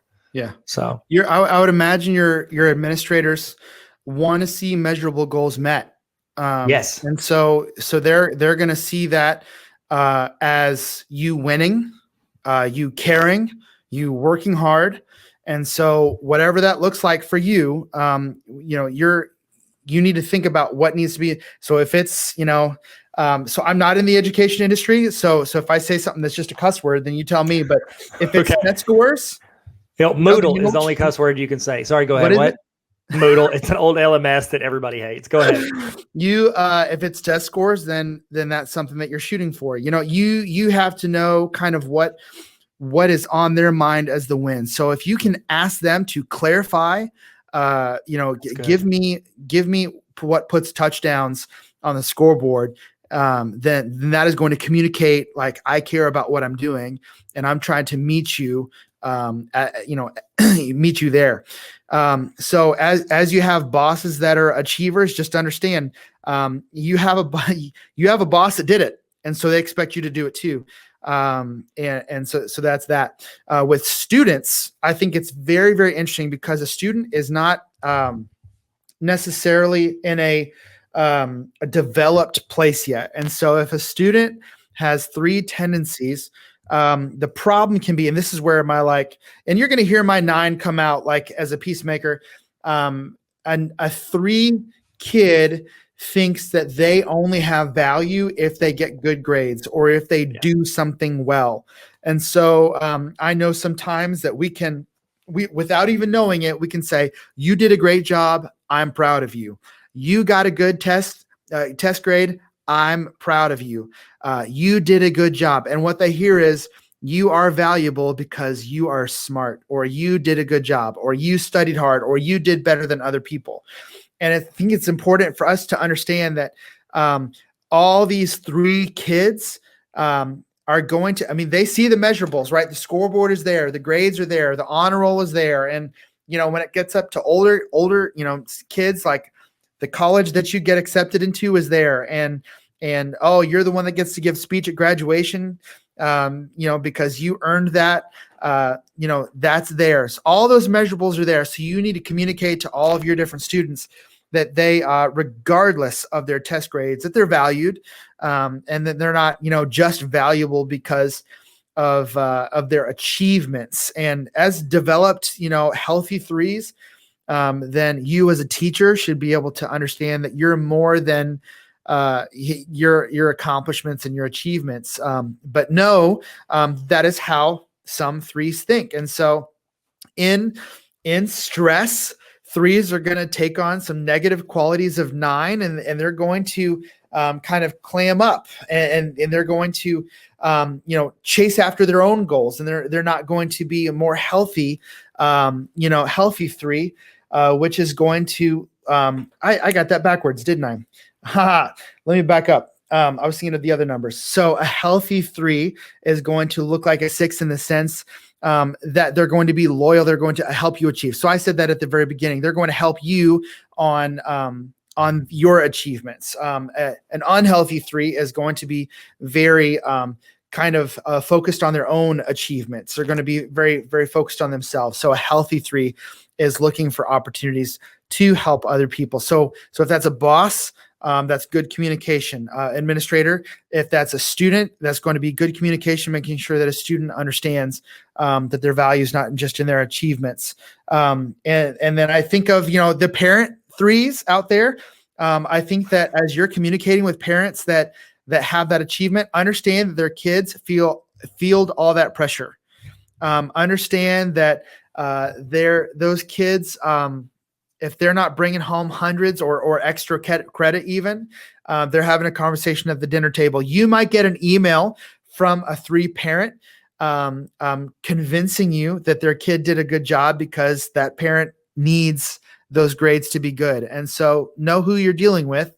And if their motivation is to achieve or for their kid to achieve so that they can feel like they're a valuable parent, because right, an unhealthy 3 parent is going to want their kids to be the quarterback, is going to want their kids to be on the honor roll and all that kind of stuff. So be mindful of how you're dealing with all of that. Talk specifically what it's like to be an educator as a 3.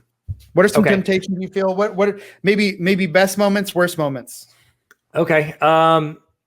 I would say overreaching. Like I said earlier, if you overreach, then you're not going to be able to have, like, either you're taking the time away from, you know, family or, you know, whatever you're doing outside of work, and they can have a tendency to be the ones that stay up there late because they're trying to do all the stuff they said they would do or show they're the best at anything. So it's like, if you have that competitive spirit, but not in a way where it's like, oh, I can gracefully lose. It's like you make excuses when you lose, or when yours isn't as good as someone else, or when you don't achieve your goal. I can see that as being a huge downfall. So it's like, don't overreach. Realize, like, this is my lanes. Like, I've found there are like 5 or 6 things that I feel like I'm pretty good at. And it's like everything else, I've got to be like, you know what? I'm not the best at that. I'll have fun with it, or I'll try it, or whatever. But I got to be okay with not being the best at those things. 2s are looking for appreciation. 3s are looking for admiration. Oh, and so, you know, you've got 3s that are performing. There's a reason behind it. There's a healthy end, and they want to be seen as the top performer. And so, if all that work goes without notice, you're going to see some hurting 3s. And so let me help you understand yourself, teachers, educators, administrators. You are more than what you achieve. You're more than what you perform. And so you may need to understand, just for your own health, your own mental health, as you walk into those classrooms, as you walk into those schools, you're more than what you achieve. You're more than what you perform. And everyone else sees you that way. You may be the only one that has to tell yourself, I'm more than what I achieve. I'm valuable because of what I bring to the table, but also just as a human. Like, you know, I am serving the next generation. And so if I don't, you know, achieve that YouTube channel like Tyler Tarver, or, you know, anything else that those other, you know, the teacher next door to you is doing, understand that no one else is holding you to that standard. So. Oh, that's good. Yeah. You want to hear some famous 3s? Let's hear it. Okay. Oprah Winfrey. I could have just said Oprah, like Oprah. Is there another It's like Oprah? Once you get a name, what? Is there another Oprah? If there is, well, she has to use her last name. Yeah. Like they sent an email. They're like, the Oprah? Like, are you Oprah Williamson? Tony Robbins. Taylor Swift. I could see that with Taylor Swift, because she, like, not only sings, she writes, she's like a one-man band. She does it all. You know what I mean? I could see that, where it's like she wants to achieve all that. And not only did she win country, she won pop. She's getting she's going to take over every industry. Beyonce, another one-namer. Isn't it funny that the 3s are the ones who get achieve so much, you could just call them their first name. Let's just say that. Meghan Markle, Tommy Cruise. Yeah. Tom Cruise, your favorite actor. Big Tom Cruise fan. You have all his posters. They're on the other walls you can't see. And on the Get to the Choppa Schwarzenegger. So those are some famous. That's an interesting one. 3s. I know. I wouldn't have thought that either. Tom Cruise has like a 3 smile. I feel like he walks into a room and he's like, I'm going to own this thing. I like your Tom Cruise smile. Thank you for that. That's Tom Cruise. I mean, the truth is, like, 3s are very valued in America, like especially by corporate America, right? We worship 3s because they get the job done. And in America, we want people who get the job done, make the money, get the bonuses, and they're gonna you know, earn business for you. So but I think the thing you see a lot with them is burnout, especially at that level. Like, I know with a lot of like YouTubers, like, everybody's like Casey Neistat, he's doing, you know, creating a video every day, and it's super big. And you're like, oh, why would he ever quit? And it's like, because he got to the point where he's about to destroy his marriage and his sanity and everything else, because he's built on this brand on building and growing. So I could see it. Yeah, I could see it. At some point, you're just going to jump on the couch and yell at another 3. That's what happens. Tom Cruise did. Apparently, Tom Cruise jumped on the couch and yelled at Oprah the other 3. On the Oprah show, right? Yeah, 3s and 3s. That's 9. There it is. All right. Shall we move on to 4s? Oh, I think we have to, Mark. I think that's only the next logical step. Hit me with the banner. There it is. The 4, the individualist or the romantic. Here's a couple things they might say. I like things that are unconventional, dramatic, and refined. I'm definitely not a fan of the ordinary. I never really felt like I belonged. I have so many feelings in a day that it's hard to know which ones to pay attention to first. Some people think I'm aloof, but I'm really just unique. In social situations, I tend to hang back and wait for others to approach me. Melancholy is comfortable for me, so it's annoying when people try to cheer me up. I'm not like everyone else. Phew. I'm very sensitive to criticism, and it takes me a while to get over it. I spend a lot of time trying to explain myself.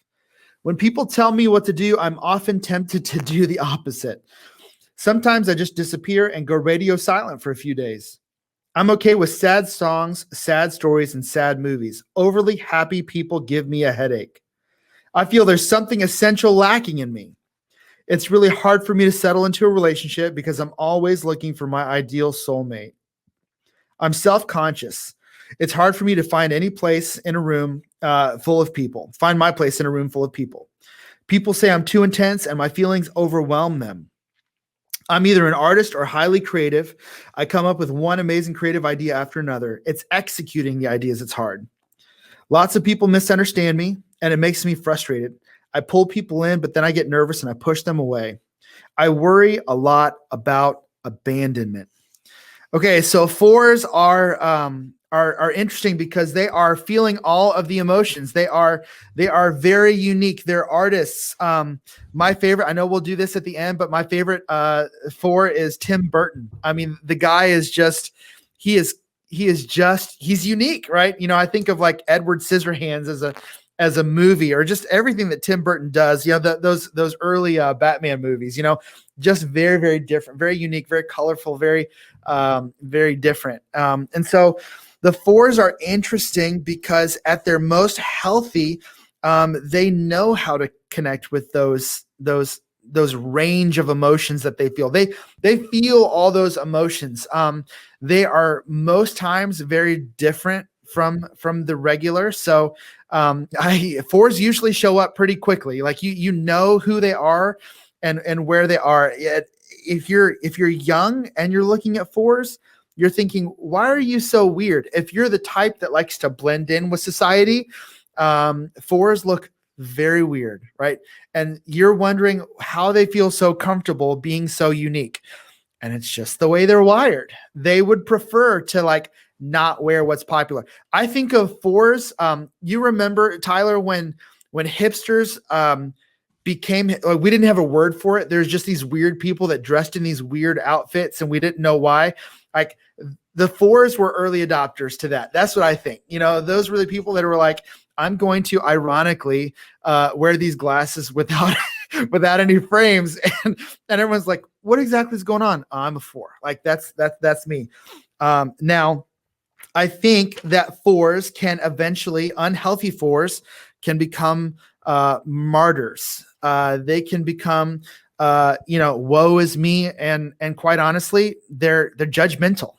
They think that if you're normal, that you're caving into social pressure. And so there's good in four and there's bad in four. And so if you find yourself in any of those statements, healthy fours can be amazing because there's fours in your classroom that don't know how to fit in this world. And so you can help them with craft language. You can help them understand systems that help them fit. But the truth is that fours are the type to experience a range of emotions and sometimes look sad. And if you're working with fours, it looks like they need help. It looks like they're comfortable with where they're at. They're comfortable with that melancholy. They're comfortable with being unique, with going a different way. So fours and ones might be completely opposite ends of the spectrum. So as you're thinking, I know we haven't covered all the numbers, but as they're starting to stack on top of each other, you might start to see like how a 3 and a 4, imagine a 4-wing 3, imagine a performing 4, right? Yeah, they're very unique, but what are they achieving there? I have a friend that is, I have a friend who is I think he's a 4-wing 3, not a 3-wing 4. And he is, you probably know him, Retro Rick. You know him so he's my buddy that started a YouTube channel doing great, but he's like, he he's very healthy, obviously. He plays on stage. He's, a musician, but also started a YouTube channel because he loves gaming stuff. He'll go to thrift stores, and he's always kind of held that niche, like, oh, I love video games. I love the 90s, everything from that. And it's kind of like always been his thing. Like he'll wear like all that t-shirts whenever he's like on stage at concerts. Like he loves it. And it's like where some people might be like, oh, well, why don't you just fit in, bro? The 90s were like literally 20 plus years ago, over 20 some years ago. And so it's like, you might think that, but he has like found this niche, and his YouTube's doing really well because he leaned into that niche. And it turns out there's a bunch of other people that love the 90s. And so it's like where he's his genuine self, he's achieverness, that's not a word. It's like he's taken that, and he's like used to his achieving was collecting and getting and having the coolest old stuff. And now it's like, oh, now I'm going out and I'm building this, YouTube infrastructure. So retro Rick. Yeah. Think about it, like what the internet has provided for fours who are, maybe they're in a classroom where no one is like them. Yep. And that's what I was going to say. Place for them on the internet. Yeah. And that's what I was going to say. We talk a lot about how social media can be like, oh, it's dangerous for kids. Like, yeah, I agree. You should always have caution. But here's the deal. If you go to like, some rural school in rural juror. Remember that from 30 Rock? If you go to like a rural school in Arkansas and you're a 4 and you are like leaning into this area, it's almost like they embrace being different. And it's like, that can be hard on kids. Kids can be mean. And especially if there's no one else that they can talk to or confide in, it's like, people get scared of that kid because they're like, oh no, they're going to lash out or whatever. But it's like, no, it's like, why don't we work on, helping them find a place where they fit in? And now one of the benefits, which was coming full circle, one of the benefits of social media is that kid can find a place where they fit in, even if they're not just like everybody at their school. They can be like, oh, you know what? I might not fit in here, but I've got 10 friends in a Snapchat group that I talk to every day. You know what I mean? Like you can find an outlet where you can feel normal. You know what I mean? And if you're from a place where you don't feel that. Yeah. So 4s, what's interesting, I'm sure there's 4 administrators. Like we said, I'm sure there's administrators from every number. I think over and over about the student who's a 4, because I'm thinking about how a four, especially as a kid, most likely feels like they're missing something. Yeah. So they feel like they're out of alignment. It's funny. They are bored and almost angry with like the happy people. But I really think it's because somewhere along the line, they never felt like they quite had what they needed to feel like fully in alignment. And so they feel like they are missing something, and 4s can grow up before they learn how to cope with the world. They can feel like they're always missing something, and feeling like you're always missing something can turn into one of two things. It can turn into very unhealthy stuff where, you can isolate yourself. You can, participate in dangerous behavior, or you can grow into a healthy 4, which begins to adopt kind of a pride about that. Or maybe a healthy 4 is owning, and so that's what I love. I do a lot of work with 6th to 12th graders, and 6th graders, by and large, are not confident people. You've got some confident 6th graders for sure. And there's when you look at your seniors, there's almost a continuum, right? So most 6th graders are not going to be confident people. So if there's something off about them, or if they're missing something, and I'm not talking about from our perspective, I'm talking about from their perspective as a 4, and they wouldn't use that language yet, but as a student, they feel like they're missing something, or they don't fit in, or there's something unique about them. And the truth is, we're all unique, but you remember what middle school was like, right? Middle school is difficult. And so they are that third word, sensitive. That's exactly it. You know exactly what it is that's wrong with you. So at their best, highly creative and unique, and they own it. At their worst, they do feel like they miss something. So you might be able to lean into a 4 in just a specific way and just say, hey, I really like your art, even though their art probably is different. Or I really like the way you wrote that paper. Like that was different, but I really like where you're going. You should do that. I can remember, so I'm not a 4, but I can remember specifically my art teacher leaning in and telling me like, you found your style. That's it. Like after 2 years with this teacher in high school, I'd taken art 1 with this teacher and I was in art 2. And that teacher said, that's it. You nailed it. And I think for any number, that's probably a helpful thing to say to a student. But imagine a 4 who feels unique being affirmed in that way. Student 4s, Tyler, what do they need? So I've had 4s in my class before. I think what you do is you find that thing that, because they're so used to the thing they like or they're into, people either being like, oh, okay, or you're that kind of person. They pigeonhole, like we talk about not pigeonhole people into these numbers. Yeah. A lot of times students get pigeonholed like, oh, you're the kid that draws, or you're the kid that does this, or you do this, like, or you wore that, and they become a nickname. You know what I mean? We all knew those kids that ended up being called a nickname by other kids. It's like they feel so alone because they feel separate. And I think one thing that, I would encourage educators to do is if you see a student and they look like, they're trying to, don't pressure them to join everybody else and do this like this, allow them to be themselves. And however they want to prove that they've mastered the content, let them do it. Like, oh, they're writing an essay. Everybody's writing an essay. You know what? I'd like to do, build like a project out of Play-Doh and then explain it to you during your prep period with no one else around. Cool. Because the goal of as a teacher is to help your students understand the content. And that's exactly what you could do for them. One thing that I used to do with students that I had that were 4s is 1, I would not ostracize them. I would not let them feel like they were different in a bad way. And then whenever they had something, like you said, the band that they really liked, here's an easy one. Oh, I like this band. Nobody's ever heard of it. And they say it almost like, everybody's like, hey, everybody tell me your favorite song. And they say or favorite band, and somebody says some random band. And people are like, kids are like, who's that? Never heard of that. No, you're always like that. Go home and listen to a few of those songs and then come back and be like, hey, I really liked, so-and-so, or I really like that line about this. What did you think about that? That goes a long way, I think, especially with young people. When they're felt different and nobody cares about the things they care about, showing just a little bit of interest. What could have taken you 2 minutes to look up and listen to or watch or find out. And then you just have a quick conversation and you ask, you don't have to know everything. Like, don't pretend to be like, come back and be like, oh yeah, I'm a big Dragon Ball Z fan. It's an anime from Japan. And this is all the stuff that I think. Don't pretend to know stuff you don't, but you can always ask questions. Like go and say, hey, I watched an episode last night for like 20 minutes. I didn't understand what was happening. They're yelling at each other and there's a power up. What does it mean when his hair goes from black to yellow?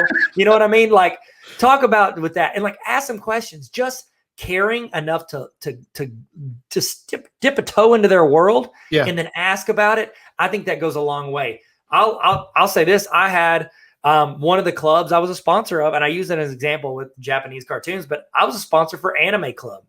And in Anime Club, anime is like Japanese cartoon stuff. And those are kids that a lot of times felt like they were different than their peers. They stood out, and they loved the things they loved to the point where they're like, they dress the part a lot of times and they'd wear like cosplay to school. You know what I mean? Like dress up like characters that no other kid in their class knew about. And it's like giving them that safe place to be unabashedly themselves. That went a long way with a lot of those kids. And I didn't understand 95% of what they said. Right. And, I watched, like I said, I use Dragon Ball Z. I watched Dragon Ball Z when I was in high school a little bit, and that's all I knew. But it's like, even just that, being in that world and asking questions and talking to them, it goes a long way. And you'll see that kid come up with some really cool and unique things in how they listen and understand what you're saying and how they show the comprehension of your content. So that's what I recommend. I think the one thing that you want to be just to kind of piggyback off of that. So the good side of that is to just affirm something, just like, yeah, that band is awesome. I think like I've never heard of them. You must, even just to say like, you must like really explore music. Like I think that's a badge of honor for them, to be unique in that way. And so the bad side of that would be like, that band's trash. What's wrong with you? And, that'd be bad for anybody. But the truth is, if you try to push them into the mainstream, you're going to get pushed away even more. And so to say things like, why can't you just be like the other students? Why can't you be like them?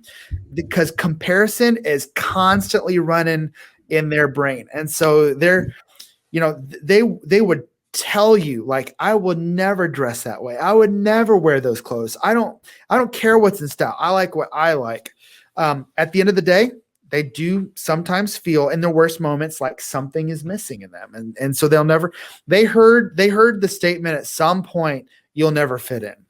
You'll never belong.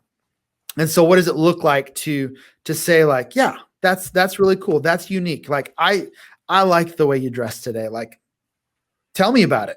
Tell me where you started that. So lots of good opportunities for fours there. Any popular fours that you know of that you love? Oh, Tyler, I said Tim Burton. What's your favorite Tim Burton film? There was one. It was not a cartoon. It was it Beetlejuice? Did he do Beetlejuice? Beetlejuice? I think so, yeah. Yeah, probably Beetlejuice if I had to pick one. Okay. Be that one. Either that or Care Bears Go to New York. I'm just kidding. He didn't do that. So Tim Burton, yeah. Edward Scissorhands is like first on the list. Yeah. Sweeney Todd, Dumbo. Allison. Yeah, Johnny Depp is basically a 4-2. Yeah, he's also in every Tim Burton movie ever. So it's like they got together. I'm like, yep, they formed a friendship that works. Yep. Billie Eilish, she's a 4. Yep, she's unabashedly herself. Bob Dylan, Prince, Stevie Nicks. Those are all 4s. A lot of artists in there. A lot of musicians, artists, people who were kind of the first to lean into a type of music. And here's the deal too. Think of those people like Prince. Prince is like idolized by so many people because of his uniqueness, and he was him. You know what I mean? Like, he's himself, and he's gonna do Prince things. Yeah. And that's what's crazy is I think our world honors that uniqueness more than it ever has. I think so. I'm 38. When I was in school, I didn't feel like it was a badge of honor to be unique or be different. And I feel like it is now. And so people like Billie Eilish stole the Grammys. I guess it was last year. And I remember thinking, like, all I knew about Billie Eilish, again, just 38-year-old white guy stuff. I think I heard Bad Guy on the radio a couple times, and I'm like, not for me. And then I'm listening to her sing. First of all, I'm listening to her sing like live. And I'm like, she's incredible. But all I knew was this one song and that she's got the green hair, with the black roots or whatever. And I'm like, yeah, she's different, And I feel like that's what all artists now is, that they're different, but it's working. It's working in today's times. And so I think more and more students are going to be identifying with people like that. Yep. I think you are correct. It's good. Sweet. Shall we move on to 5s? Yeah. Is that 5 is after 4, correct? Bingo. Bam. Investigator. There it is. Investigator. Okay. So we have the investigator. Here's what they might say about themselves. I can take care of myself, and I think others could do the same. I don't always say things out loud, but in my head, I am pretty sarcastic and cynical. I often feel awkward around other people. I'm okay if people ask me a few specific questions about myself, but I don't like it when people want too much information. I need time alone. If I want people to know how I feel, I will tell them. I generally wish they wouldn't ask. I think thoughts are more reliable than feelings. I need a couple of days to process an experience or know how I feel about something. People are wasteful. I hold on to what I have. Often I find that I would rather observe than participate. I trust myself. That means I think about things for a while and then I make my own decisions.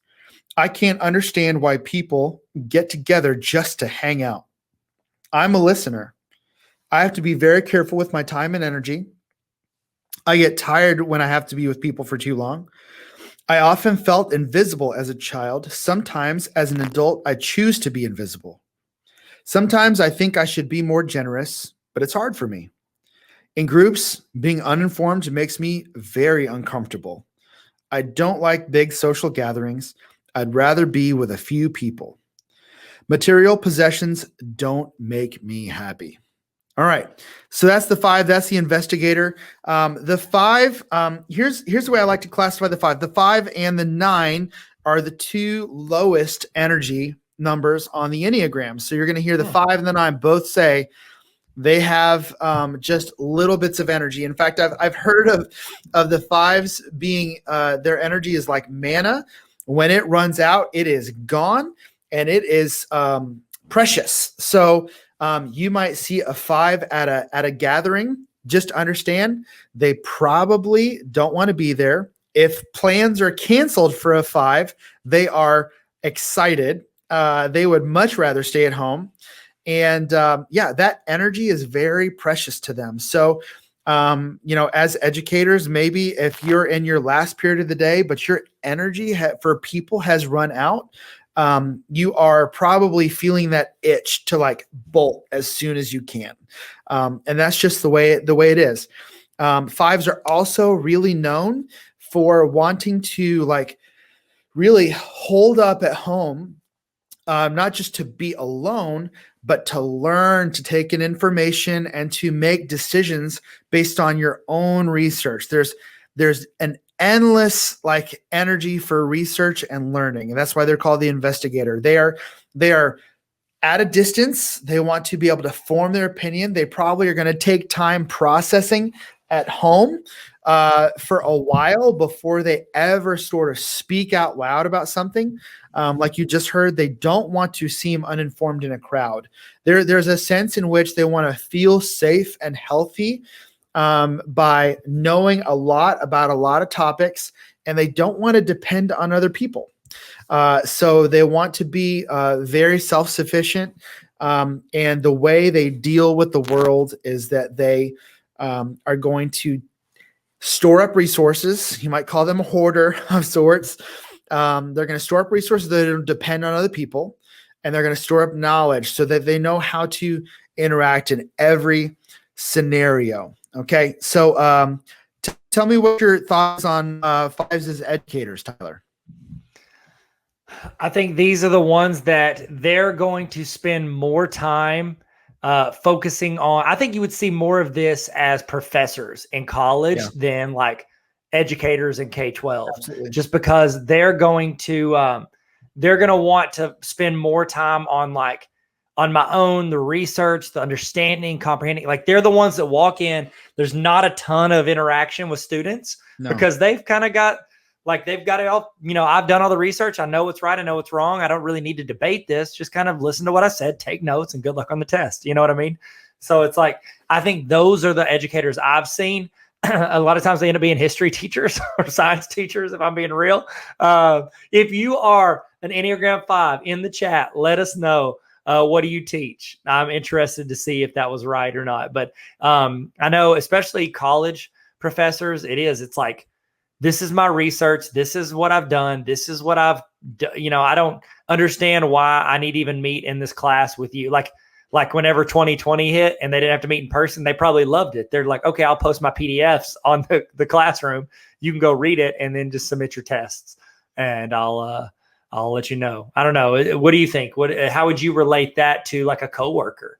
I think that's exactly right. When you talk about the professors, because I feel like there's this professor who like to engage, but then there's those professors who walk in when class starts and, it's open your books and they deliver information, and there's really not much, not that every college professor is like that, but I'm saying my experience, I can tell the difference between ones who engaged and ones who were walking in, giving a speech essentially, and it's them talking, they're delivering their research. So fives are they can appear, they don't want to stay for the social hour. They're not going to hang around the water cooler. They definitely are interested in making sure that the content is correct and accurate. So they might pair up with the ones on making sure that stuff is like perfected, reformed. And as children, it's funny, as children, what I've learned as I've been studying, is that they are people who probably had intrusive parents or authority figures somewhere along the line. So that's why they like to hold up a little bit by themselves. And so it is, as you're working with them, I think the most important thing to think about is just don't, how do I say this? Don't expect too much from them as far as time. So quality time that's not a thing for them. They're not interested. And if they are giving you their time, but even more than that, if they're giving you like knowledge or information, you should receive that as love, as being invited in. And so if you have coworkers or administrators that are fives, if you have a student that is developed enough that wants to share something with you, like, understand that is a high honor. And so you should receive it as such. If you're like no margin, busy, kind of running from one thing to the next, and a five pulls you aside, you will be tempted, especially if you're, so there's the personality types that are, more task driven than people driven. Those task driven people are not going to connect with a five ever, because they're just going to be able to see different ways. But if you're able to see that person for what they want to offer, whether it's content or information or help, just understand that's currency to them. So as you're thinking about that, I want you to think about, again, students as fives, they're quiet. You know what I mean? They're not going to raise their hand for anything, because again, that is energy expended, and it's currency that I'm giving up. And so fives are very quiet. They're very to themselves. They probably, and maybe you could speak more to this, Tyler, they are going to be good students because they're going to go home. They're going to do the work. They are paying attention in class because they are taking that information in. That is how they cope with the world, is they want to take all that information in. You may just have to make sure that they socially are able to be plugged in with what's going on in the classroom. What do you think? Yeah, that's what I would run into or be aware of as an educator. If you have students that are fives, think, when I put them in a group with these other students, they're going to get worn out fast. So this is like a 2 or 3 day group activity. Yeah. They're not probably going to be a big fan of it. They're not going to want to, they're not just want to interact. They'd rather just be like, all right, let's split up everybody's duties and I'll meet you guys and we'll present, and you just everybody do their section. You know what I mean? Mm-hmm. Like, you're just not going to see a lot of hype whenever it comes to that. And they're not going to like debates. They might prepare. They might, be all ready, but they're not going to enjoy going back and forth. That's going to wear them out. And I think you got to realize that too, if you work with fives, sitting in a PLC meeting or a team meeting, like with them, they're not going to be super excited to be like chatting about this and that. And let's talk about this. They're going to want to get down to business. Let's start the meeting. Let's talk about what we've got and let's move on. They're not going to want to shoot the breeze, as you will. Whereas like, some, threes are going to want to chat about all the great stuff they did. And, the twos are going to see how they can help everybody. So I don't know. What do you think? Yeah, and I just think that there's a lot of opportunity for fives. As if you're a five as an educator, there's a lot of opportunity for you to branch out, because you may be hearing this and you're like, finally, like, I understand why I don't want to hang out in the break room. I don't want to hang out at the social gatherings after hours. And I don't want to go to the games and watch them. I don't, like, kids are going to ask, did you go to my game? Nope. I was at home reading a book. I was at home working on this. Like, you don't want to go to those. You don't want to go to the pep rallies. You don't want to go to all the stuff that some teachers get so excited about. Yeah. You're just not, they're going to disappear into their classroom. Yeah. And if you're able to manage your energy enough, again, I understand you may be hearing this for the first time. You're like, oh my goodness, I just thought I was lazy. I again, fives and nines are the low energy numbers on the Enneagram. I'll get to the 9 in a minute, but just to get ahead of myself a little bit, there is a sense in which if I'm at a social gathering, my wife is a social butterfly and I am not. So by and large, I lean just a little bit extrovert. But for the most part, like I live in an introvert world. And so if I'm at a party, this is how I describe it. If I'm at a party, there's like a moment where I like hit my wall and then I need to go. It's almost like a compulsion. Like we need to go, we need to go now. And you'll see that happen with people. And I have a friend who will literally just bail, won't say bye. Like he is gone from the party. And so whether that's happening in class, like that's the thing, you have to know how to measure your energy. And so, but I would challenge you, if you're wanting to get along with your students or your coworkers or maybe administrators, show up and just offer that little extra bit and see where it gets you, because maybe that's a way for you to expand your opportunities to influence your students, your coworkers, or influence up with your administrators. And it's difficult to do that, but I would say that's maybe the one point of challenge for fives is you're tempted to never go out. And that's my temptation as a 9. I don't make plans. If plans are made and with my wife and canceled, I'm good. I'd rather stay home anyway. But it's good. It's good to get out. It's good to spend time when you're not required at a game or in the break room or something like that. Yeah. You just might want to do it and being part of activities right before you can go to bed, because it's going to wear you out. It's going to exude a lot of energy. So don't do that first thing in the morning. You need to take a nap. So, sure. And they usually frown upon that in the classroom. Don't take naps in the classroom. Do they? Is that a problem? Yeah. I mean, yes, it is. Yeah. And fives have a way of escape. Like they're ready to go. They're ready to pull their escape hatch. And so if you're a 5, you know it right now, because you're like, oh yeah, like I park at the closest to my door so that I know I can leave. I know exactly where to drive out so I don't have to see anybody. Yep. And I am out. You know, these are the people who have earbuds on when they're shopping to minimize human interaction. So yeah, that's how 5s operate. You want to hear some famous Enneagram 5s? Let's hear it. Here we go. Albert Einstein. Yeah. Good one.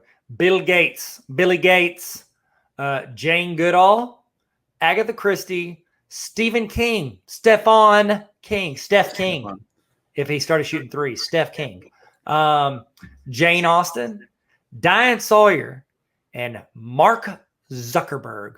Mark! Yeah. That's what I think of. Great in the line. Mark! So that's why he created a platform where you can be friends with people and not have to talk to them. So Enneagram 5s gave us Facebook. How about that? A lot of rich people in that list. Well, wow. You know, that's the thing is that, like, if you're paying attention, fives are brilliant, and you know they're known for their knowledge, and so that's how they cope with the world. And so you're going to see 5s like really show up when it comes to intellectualism. Yep, that's exactly true. What's next? This is the majority of the Earth. You ready? Yeah. 3, 2. I guess you should start down. 6, 5. 4, 3, 2, 1, 6. There it is. The Loyalist. The Loyalist. Here's what the Loyalist sounds like. I'm always imagining and planning for the worst. I often don't trust people who are in authority. People say I'm loyal, understanding, funny, and compassionate. Most of my friends don't have as much anxiety as I do. I act quickly in a crisis, but when things settle down, I fall apart. When my partner and I are doing really well in our relationship, I find myself wondering what will happen to spoil it. Being sure I've made the right decision is almost impossible. I'm aware that fear has dictated my life in many of my choices in life. I don't like to find myself in unpredictable situations. I find it hard to stop thinking about the things that I'm worried about. I'm generally not comfortable with extremes. I usually have so much to do, it's hard for me to finish tasks. I'm most comfortable when I'm around people who are pretty much like me. People tell me I can be overly pessimistic. I'm slow to start, and once I get started, I find myself continuing to think about what could go wrong. I don't trust people who give me too many compliments. It helps me to have things in some kind of order. I like to be told I'm good at my job, but I get very nervous when my boss wants to add to my responsibilities. I have to know people for a long time before I can really trust them. And then last but not least, I am skeptical of things that are new and unknown. This is the Loyalist. And these are, man, this is such an interesting number. Like Tyler said, it's my understanding that about half of our world is the number 6, and they are the glue. So they are trying to hold things together. I think this is I think of moms, really honestly, that are making sure their kids aren't running in the street, right? They're constantly having to make sure their kid has what they need, but is also not putting themselves in danger. Why? Because you have to think worst case scenario as a mom, because your kid can literally hurt themselves in 99 different ways every single day. So they are worst case scenario thinkers. And so they're dealing with fear. They're dealing with fear in a couple different ways. Like we said at the very beginning, there's phobic 6s, which are fearful of what can happen. So they place their trust in authority, whether that's government or bosses or systems or laws or something like that. And they're just like going along with whatever authority tells them to do.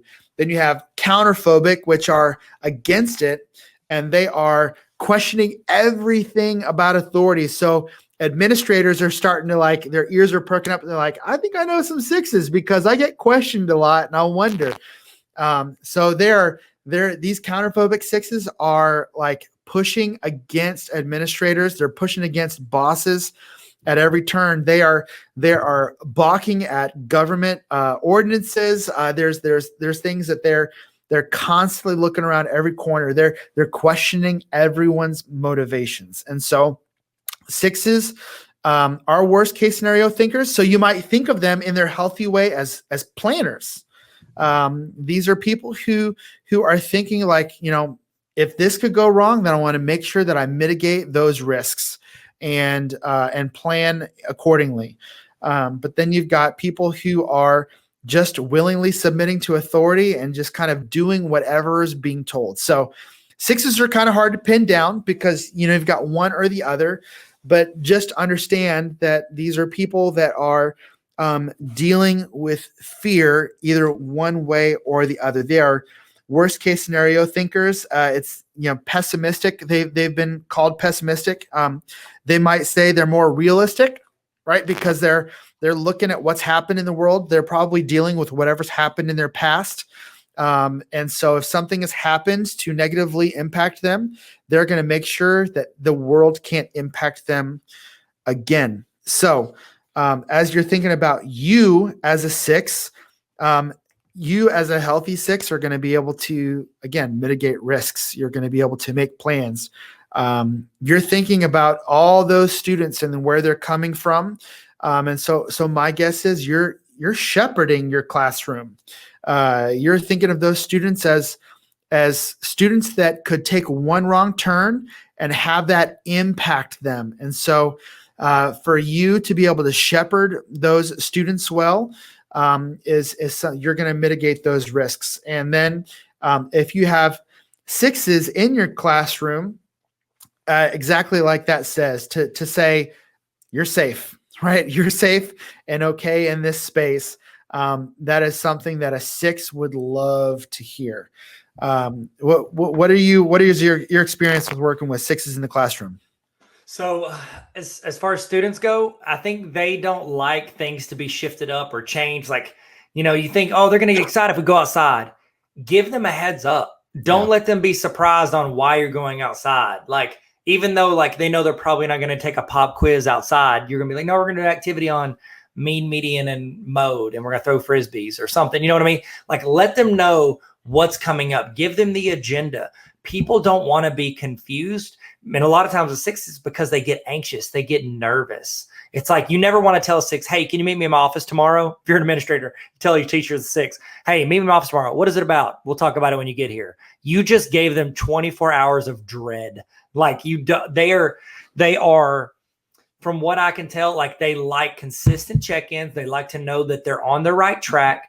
And here's the thing too, 6s, like we talk about being like, oh, some people can be negative with this and be like, oh, that's the majority of people.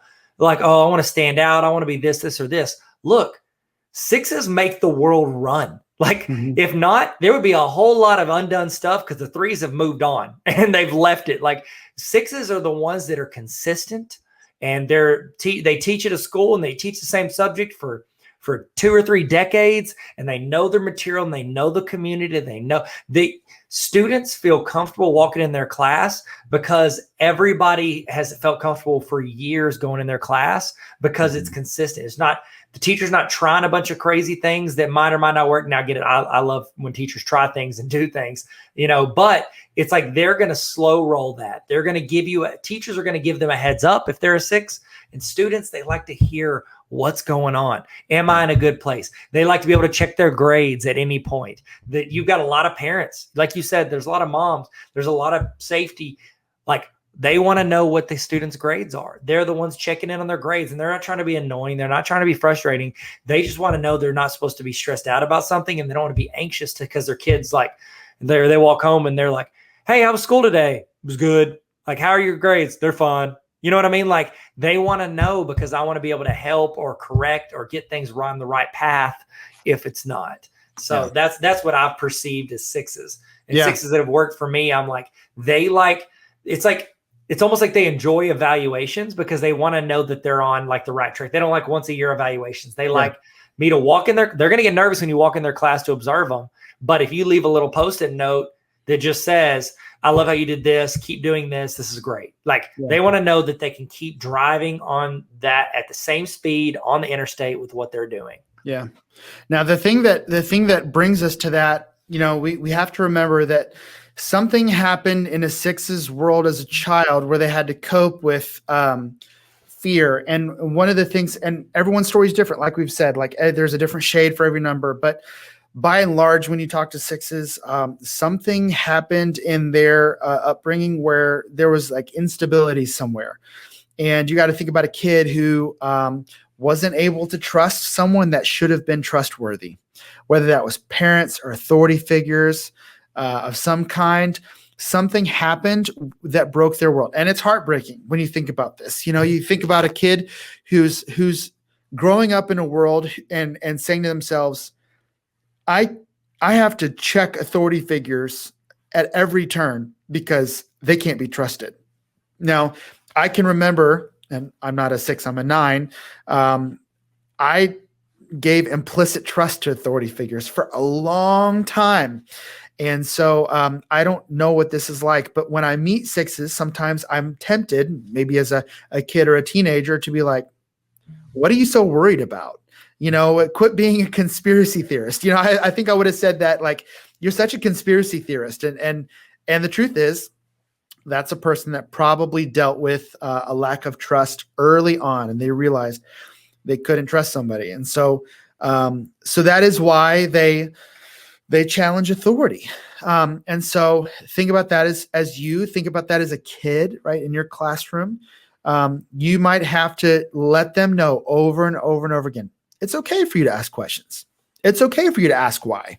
It's okay for you to ask me what my motivations are here. If you're a 6 as a teacher, then you might be tempted to call out other coworkers for their perceived, trust issues. You have trust issues with them, that they're cutting corners or things like that. Just be careful about your motivations there. Your motivation is to mitigate your fear by maybe calling someone else an unhealthy. And I'm not saying you're unhealthy, but in moments of stress, you might be tempted to call someone out, or even worse, call out an administrator. And you just have to kind of watch, because you might be at risk for insubordination in some ways.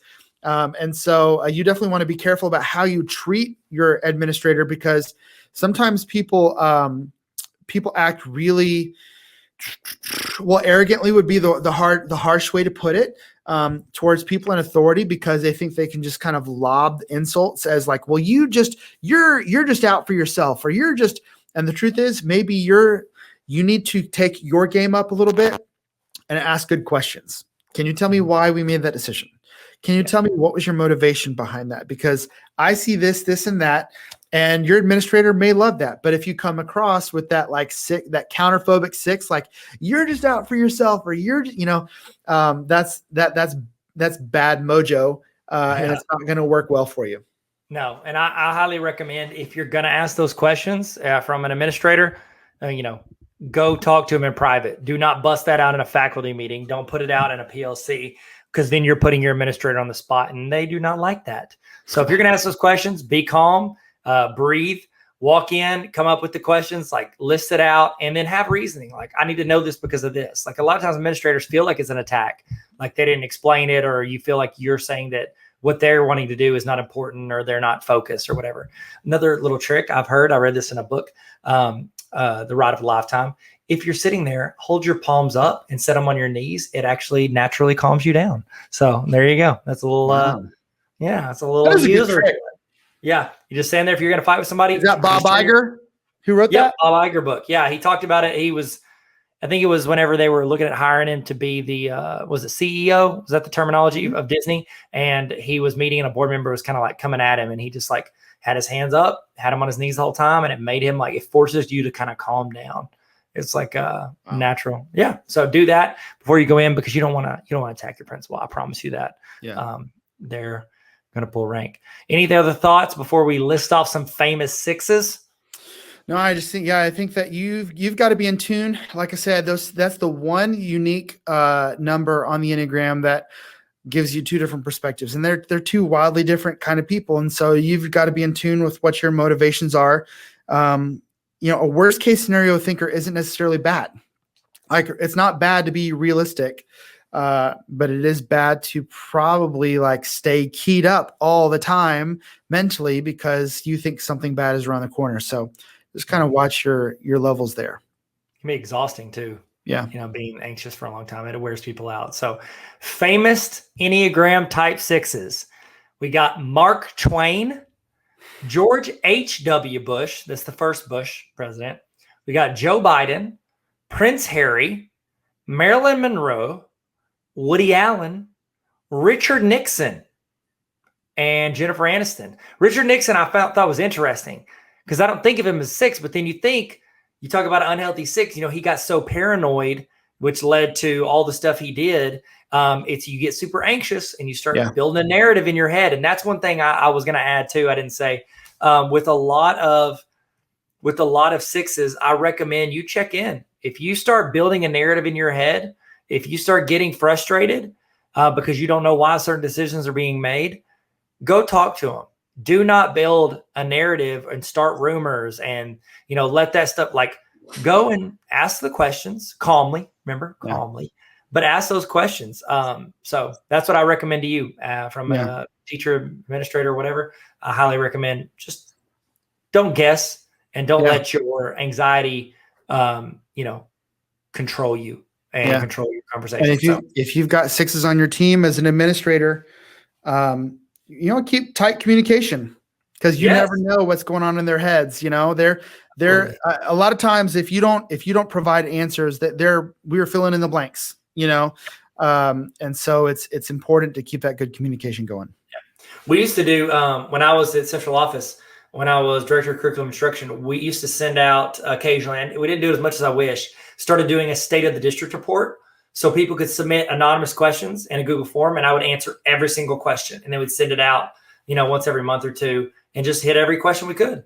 And so that was something we did. And again, if half or more of your population, if they need that consistency, that affirmation that this is where we're going, this is why we're going there, I think it's important to build that kind of structure as an administrator. So your parents are that way too. So it doesn't hurt to help them. Absolutely. So number 7, Mark. We have the enthusiast. There it is. Boom. Get hyped about it. You have to yell all of this, Mike. Mike's his middle name. It's Mark Mike Cox. I'm sorry. Yeah. Keep it going. Keep it going. What it's like to be a 7. I'm always the first person up for a last-minute adventure. I'm an optimist to a fault. I don't like making hard and fast commitments to things.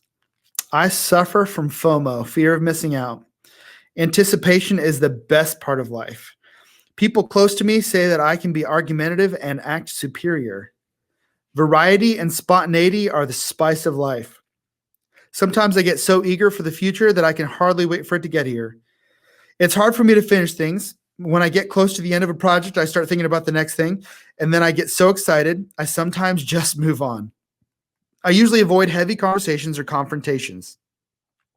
When people I care about are having a hard time, I help them look at the bright side of the situation.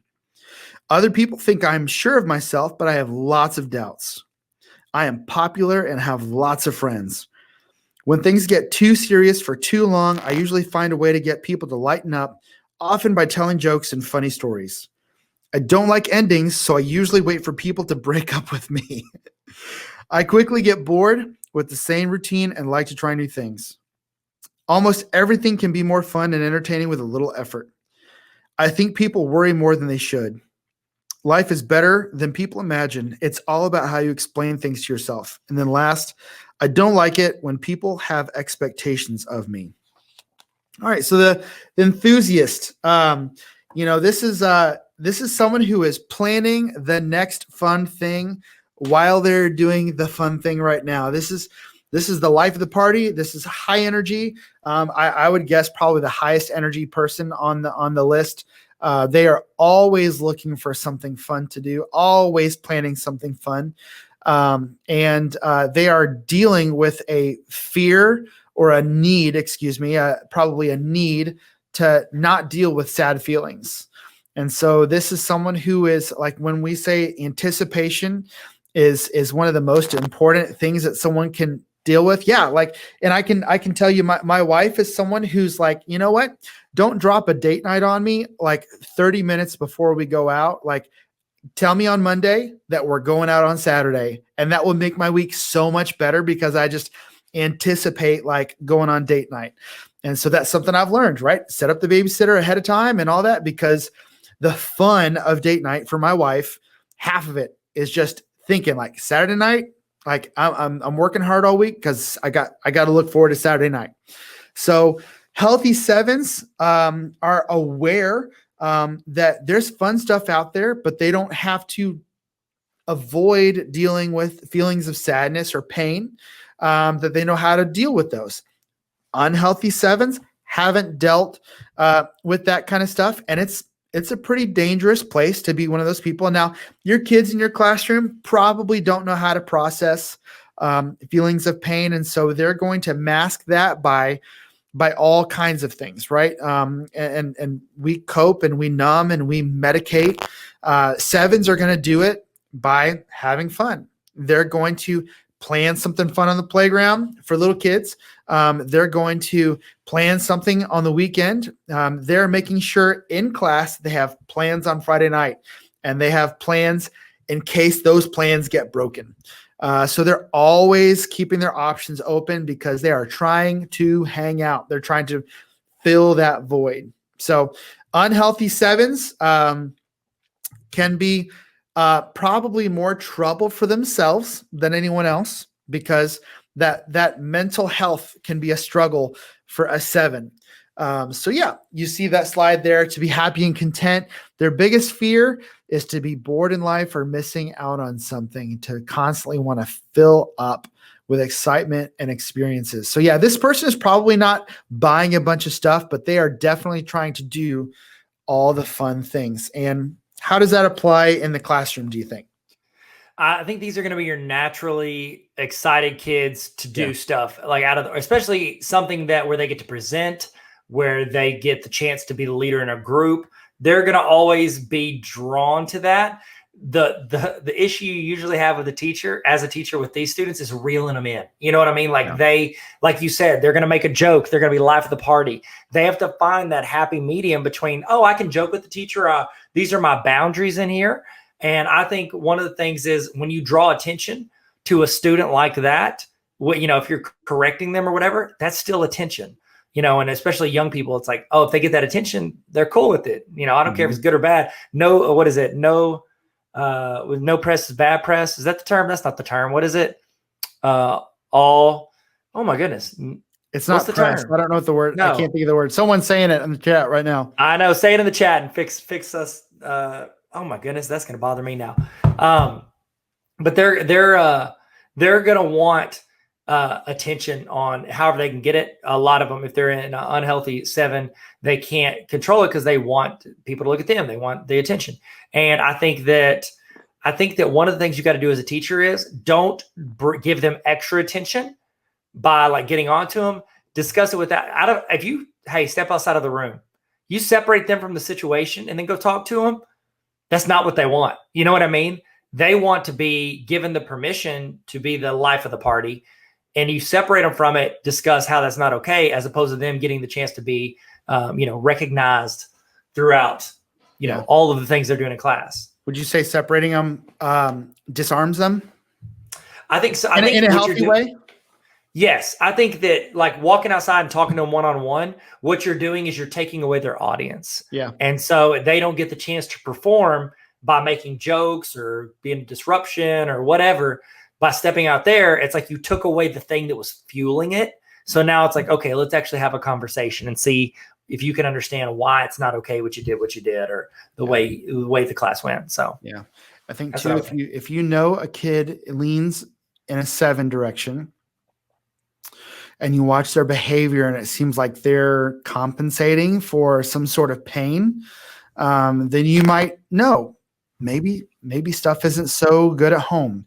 Maybe they're nervous about the content in class. Maybe because the pain of like a future bad test grade, or the pain of what happened before he came to school, or before she got on the bus, or the pain of the breakup that, maybe about, I don't know if teachers are aware of all the little things that students are doing. We hear about it. We hear about them. You're paying attention to all that stuff, and that gives you an insight into how they're dealing with. If you know a kid broke up with someone or got broken up with, and then they're all smiles and happy and they're telling jokes and stuff, that it might be time to check in with a kid. So as children, they were told you're on your own.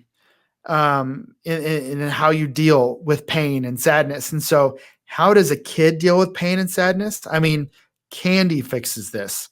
Going to play at a friend's house fixes this. Turning on YouTube or Netflix numbs this. And they don't know how to deal with it. What's sad is when adults don't know how to do the work on their pain, and you see them dealing with it with just numbing. This is Confessions of a Shopaholic. Remember that movie? Yes. How do I deal with pain? I shop. I spend money.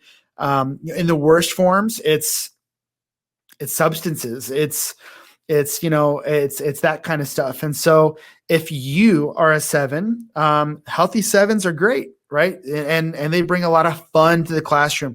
When I think of 7s in the class, healthy 7s in the classroom can bridge so much of that gap, just being a warm, welcoming teacher in an otherwise dark situation for a student that just thinks school is boring. And so, I talked to a student the other day. He said his favorite class is history. And I said, why? Do you like history, or do you have a good teacher? He's like, oh, I have a great teacher. And so I could tell right off the bat, like, that teacher's not walking in monotone, boring. There's healthy 7s showing up in that moment.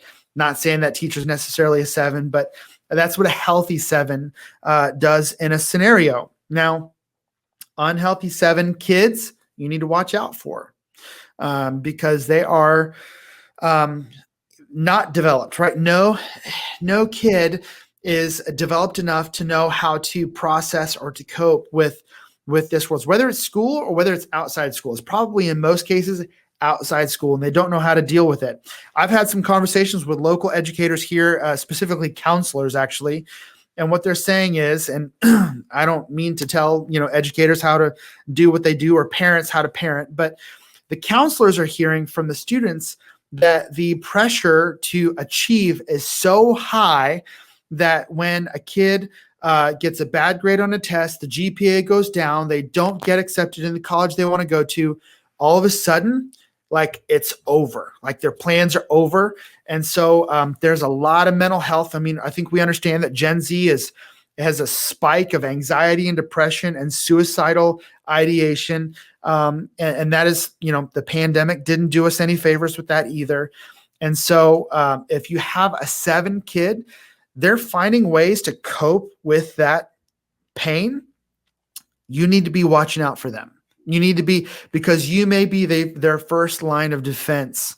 And so if you're a healthy 7 teacher and you know how to deal with that stuff, maybe you're able to offer coping mechanisms, like, hey, I know sometimes dealing with that sad stuff in life can be difficult. Let me tell you what I do. I go for a jog, or I, instead of reaching for the cookies, I reach for some fruit, because 7s are also known for like taking everything in, right? It's not just experiences, it's food, it's everything. So you as a healthy 7 may be able to help young, undeveloped 7s figure out how to cope with life. That's good. That's good. I like it. I'm going to read some famous 7s. Yeah. Famous 7s. Okay. Here is what we got. We got Galileo Galilei. That's tough to say. Galileo, Mozart, TJ, your boy Thomas Jefferson. Thomas Jefferson's coming home. I know the same actor played both, so I always think of Lafayette, but that's Lafayette, not Thomas Jefferson. Amelia Earhart, John F. Kennedy, Elton John, Katy Perry, Steven Spielberg, Bette Midler, and Robin Williams. Yeah, Robin Williams is like the classic 7. Yeah. Yep. And he battled a lot of demons with it. Yep. Absolutely. That's wild. Okay, we ready? We're rolling in to the challenger. Yeah. Let us know in the chat if you are an 8, and do not be afraid of it. Do not, I'm going to be an 8. Okay? 8s own it. You 8s, there is an administrator in your building, not in your building, in your district who is an 8. I will straight say it right now. There is an administrator in your building who is an 8. Mark, hit him with it. Hit him with the real stuff. I've been told that I'm too blunt and aggressive. Doing things halfway is not my gift. I enjoy a good verbal skirmish just to see what others are made of. In relationships that matter to me, I insist on being honest and about conflicts and staying in the fight till things are worked out. It's hard for me to trust people. Justice is worth fighting for. I can sniff out other people's weakness the first time I meet them. Saying no is not a problem for me. I welcome opposition. Bring it. I make decisions fast and from the gut. I don't like it when people beat around the bush. I'm wary of people who are super nice. When I walk into a room, I know immediately who has the most power. I don't have much respect for people who don't stand up for themselves. One of my mottos is, a good offense is better than a good defense. Don't mess with the people I love. I know I'm respected, but sometimes I want to be loved. I have no problem confronting a bully. If God wanted people to wear their hearts on their sleeve, he would have put it there. Under my tough exterior is a tender, loving heart. That's actually a good one to end on because the truth is that 8s, you would never, ever think they're tender. You would never think that they're soft on the inside. But sometimes that's what 8s are doing is they're displaying a big, brash exterior, and they are showing up in the classroom. They're there. There is a lot of bravado. There's a lot of, they're called the challenger for a reason. And so as you think about 8s, like I said earlier, a D on the DISC profile, they're bosses, like they're classic bosses. They're classic in charge people, but they are a lot of times hiding that kind of tender inside. So they're motivated by a need to not be controlled by their environment. And so if you are an administrator and you have an 8 on your team,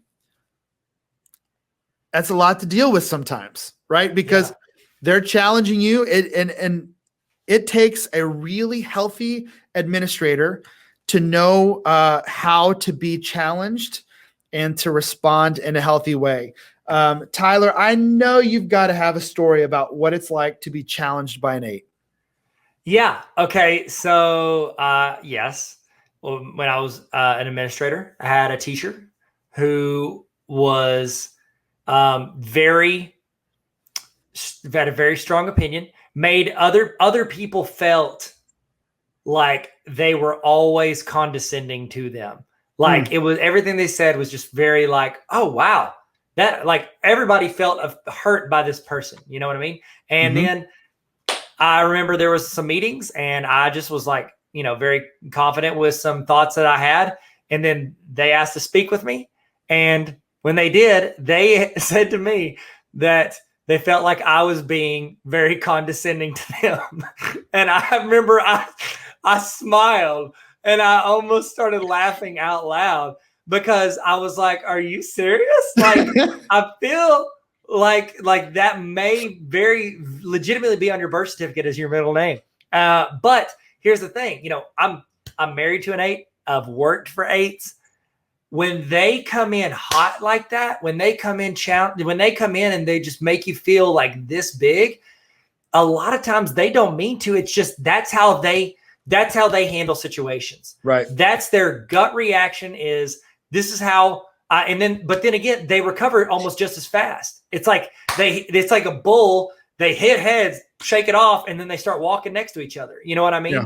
Like they're going to come in and give their thoughts and opinions and be heard. And this is why we should do it. And you have to, over time, present the logic on why it shouldn't be. And if they ever change their mind, which they may not change their mind, then when they do, they're all in on you and they'll back you to the end of the earth. You know what I mean? Absolutely. Like you just have to gain their respect. Don't back down from them. Don't be like, okay, I won't give my opinion. If they look at you and ask you something, you tell them what you think.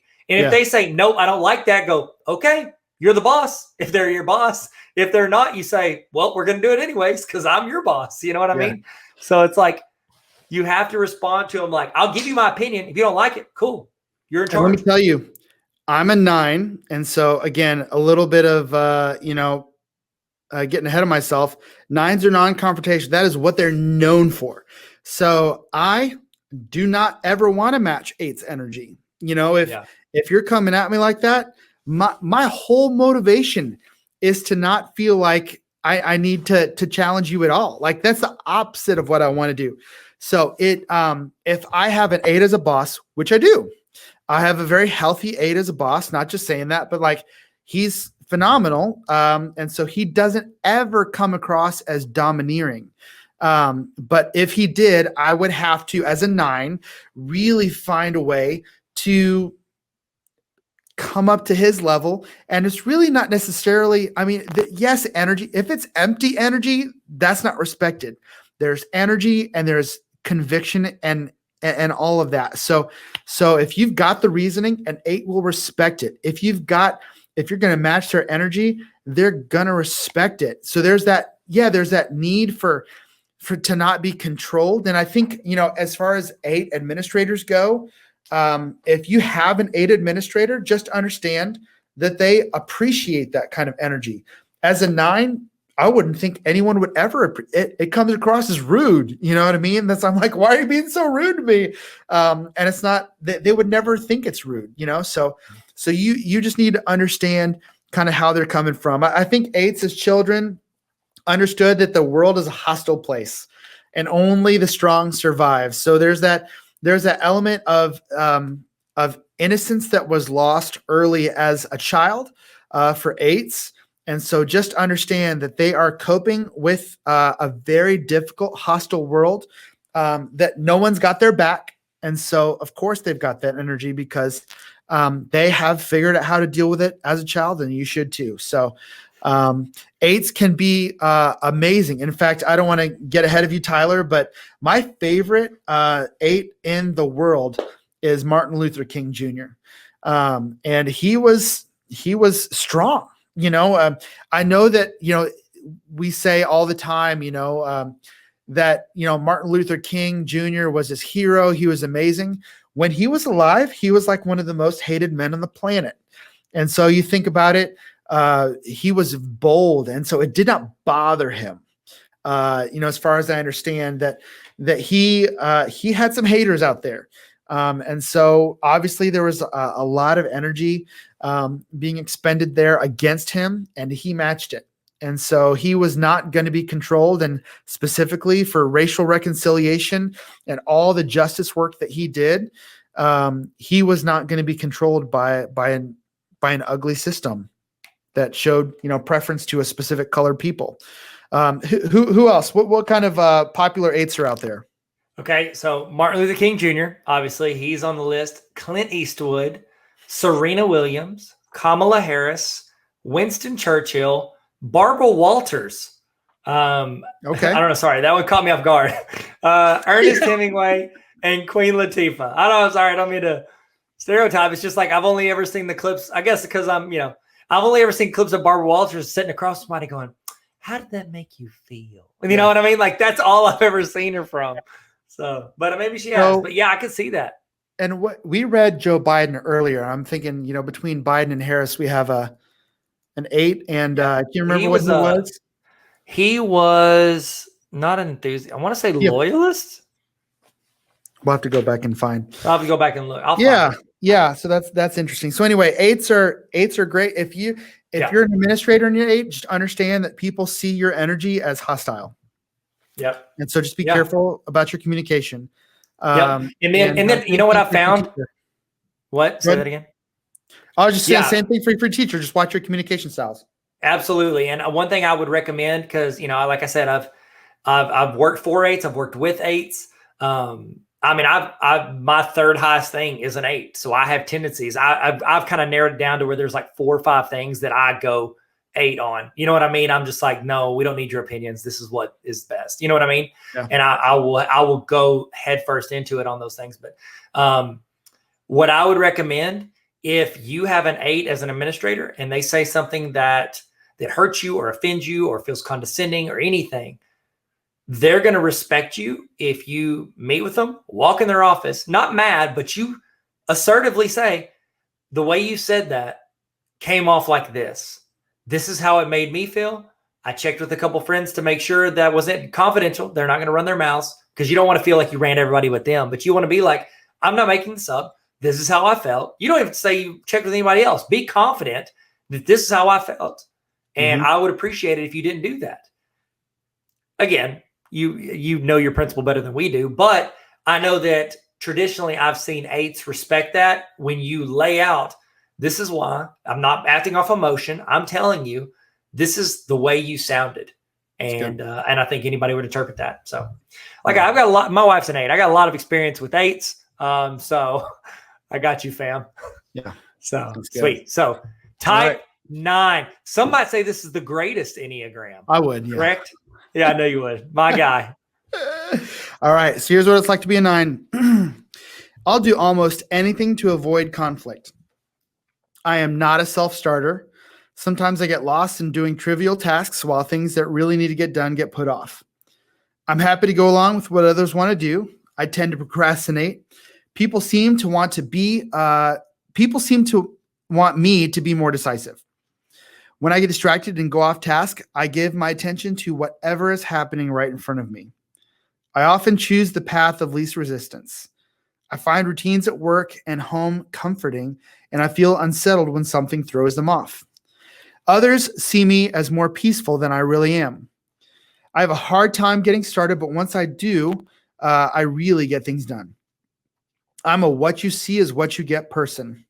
I don't think of myself as being very important. People think I'm a good listener, even though I find it hard to pay attention in a long conversation. I don't like to take work home with me. Sometimes I tune out and think about the past. I don't enjoy big social gatherings as much as a quiet evening at home with the ones I love. Being outdoors is very soothing for me.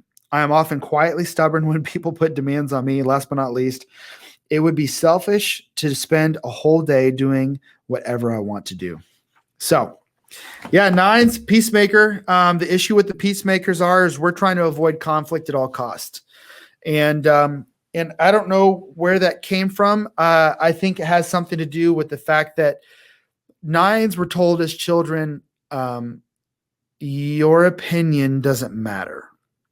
So Nines as peacemakers are very difficult to essentially verbalize what they want. So in a more funny scenario, if you ask me where I want to go eat, I'm probably going to say, I don't know. Where do you want to eat?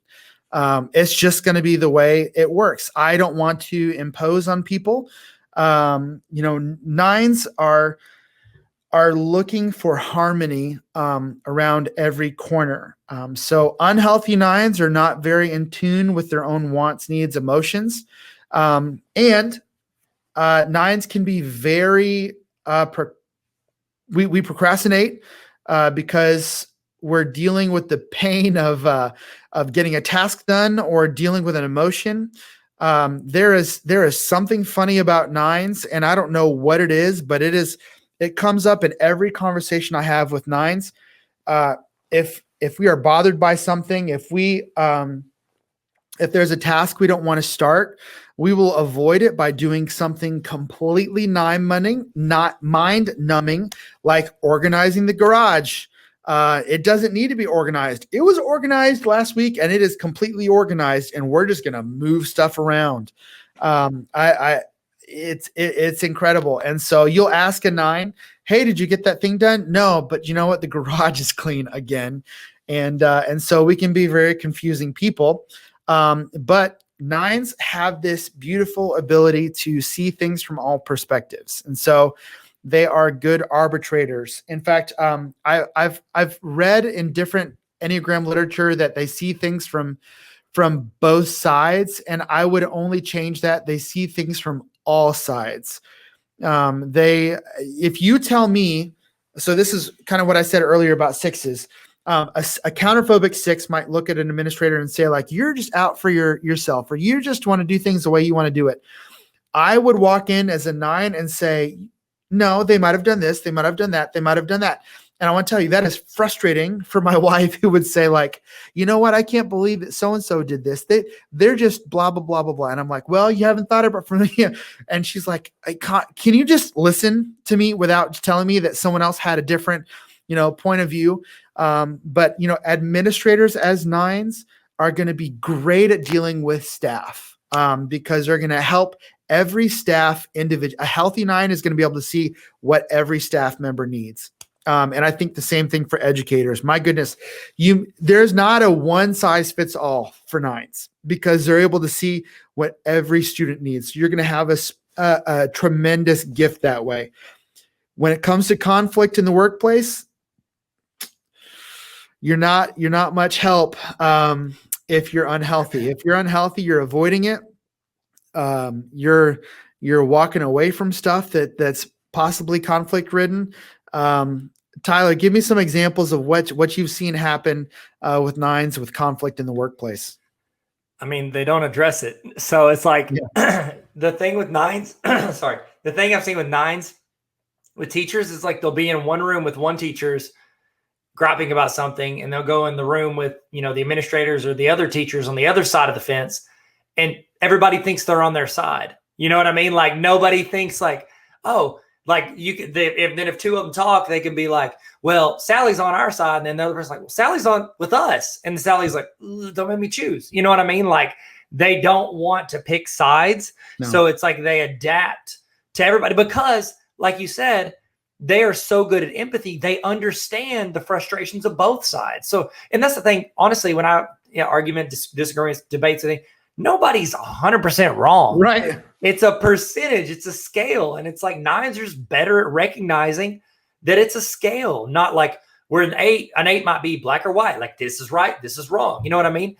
Nines are like, I can see the point of view here and I can see the point of view here, but you got to think of this. Like, it's like almost like they understand they have the curse of context. You know what I mean? Mm-hmm. Like they can understand. So I think that's fantastic. The hard part I would find is that they oftentimes, because they are constantly having empathy for others, it's like they don't ever feel like their voice is heard because they're always emulating the voices around them. Yeah. And so I would encourage them to, develop that. Write down what you think before you walk in the room and hear everybody's opinion. You bring up a really good point. So nines are really good at merging with other personalities. And because they don't like conflict, they might not like dealing with. So if they were to ever voice their opinion, which is something very difficult for a nine, so your presence is important. Nines grow up believing that they don't matter too much, which is sad because everyone has value, but nines heard the damaging message somewhere along the line as kids. You don't really bring much value to the situation, and your opinion doesn't matter, and you should keep your opinion to yourself. And so nines are not going to share their opinion easily. And again, we're caricaturing, nines. Healthy, more developed nines have become in tune with their own opinions, can speak on their own opinions, can pick a restaurant to go to eat with their wife or their husband. But there's a sense in which nines are dealing with like even potential conflict. So nines are not going to share their opinions very quickly. In fact, administrators, if you have nines on your staff, nines have more to offer than you think they do because they never offer it without being asked. Sometimes what'll happen is I'll be in a staff meeting and we'll have a whole discussion. I won't utter a word because everything seems fine. And especially if my boss says, I think this is the way we need to go. I'm just like, okay, sounds good. I'll go along with it. Boss comes to my office and says, hey, what do you think about the plan? I think the plan is great. A couple things I was thinking about. The boss might say, why didn't you bring it up in staff? I mean, I feel like that could have been valuable conversation. I don't have a good answer for that. I don't know. Healthy nines are able to say that. In a moment of unhealth, maybe you didn't get much sleep last night. Maybe you're just kind of showing up to the meeting right on time and you're like, you're kind of just catching up with the day. Nines are also low energy. Like I said about the fives and the nines are both low energy. And the nines have this gift that they're able to be in a moment of conflict. If there's conflict happening or if someone is taking too much of their energy, what can happen, and I can attest to this, I can be in a conversation with someone and I can almost vacate that conversation while physically present. I am not there. And there is something about me that is able to kind of, man. You just described every student I've ever had in a math class. So what happens is, what I've learned is that there is this, so nines have a need, and so you might word it to avoid conflict. You might call it to not be affected by the world. And so if there's too much stirring up their world, they need their inner world to be like calm waters, no waves. They want those still waters inside. So if there's too much going on, it's almost like a turtle that sucks up into its shell that nines will like vacate. And there's something called an inner sanctum. And it's just this place where nines go just to hide. And I can attest to it. Like there's a time where maybe there's a conversation happening. And so let's say it's with my wife and she'll say, you remember when I told you we had that party on Saturday? I'm like, what? No, you never told me that. She's like, I absolutely told you that. And I'm like, oh, I must have been hiding away. And I can be thinking about something. It's the curse of maybe you're reading and you ever heard a student say like, yeah, I read for like 13 pages and I realized I was thinking about something else the whole time. I literally remember reading those words, but I didn't retain any of it. There's a place that nines go to avoid all that conflict. So healthy nines know how to deal with that conflict. And here's the deal. Know that relational conflict, if it's dealt with in a healthy way, can bring growth. But undeveloped, unhealthy nines have no clue that like wrestling with that conflict actually brings health. They think if there's conflict, it brings risk to the relationship. I might lose this relationship, so I'll never bring it up. So this is where growing up in, maybe a passive aggressive home where no one ever speaks their true feelings, like it makes sense that they would never speak their true feelings with their spouse. That's my story. My wife grew up in a family that they said everything that was on their mind. My family said nothing, So when I start dating my wife and she's like, you know what I think, blah, blah, blah, blah, blah. And I'm like, oh, how could you say that? Christmas, if someone gives her a gift and she doesn't like it, it was common in her family to say, like, if you don't like it, return it. In my family, if a gift was given and you didn't like it, you're stuck with it. Like, don't you say a word. You're wearing it, right? So like, I wear that sweater every time my mom comes over, or, I would never say that I don't like that picture frame. So nines are averse to conflict, but healthy nines can be amazing arbitrators and helpers and counselors, educators, mediators. Yeah. Fantastic. Some famous nines. You ready?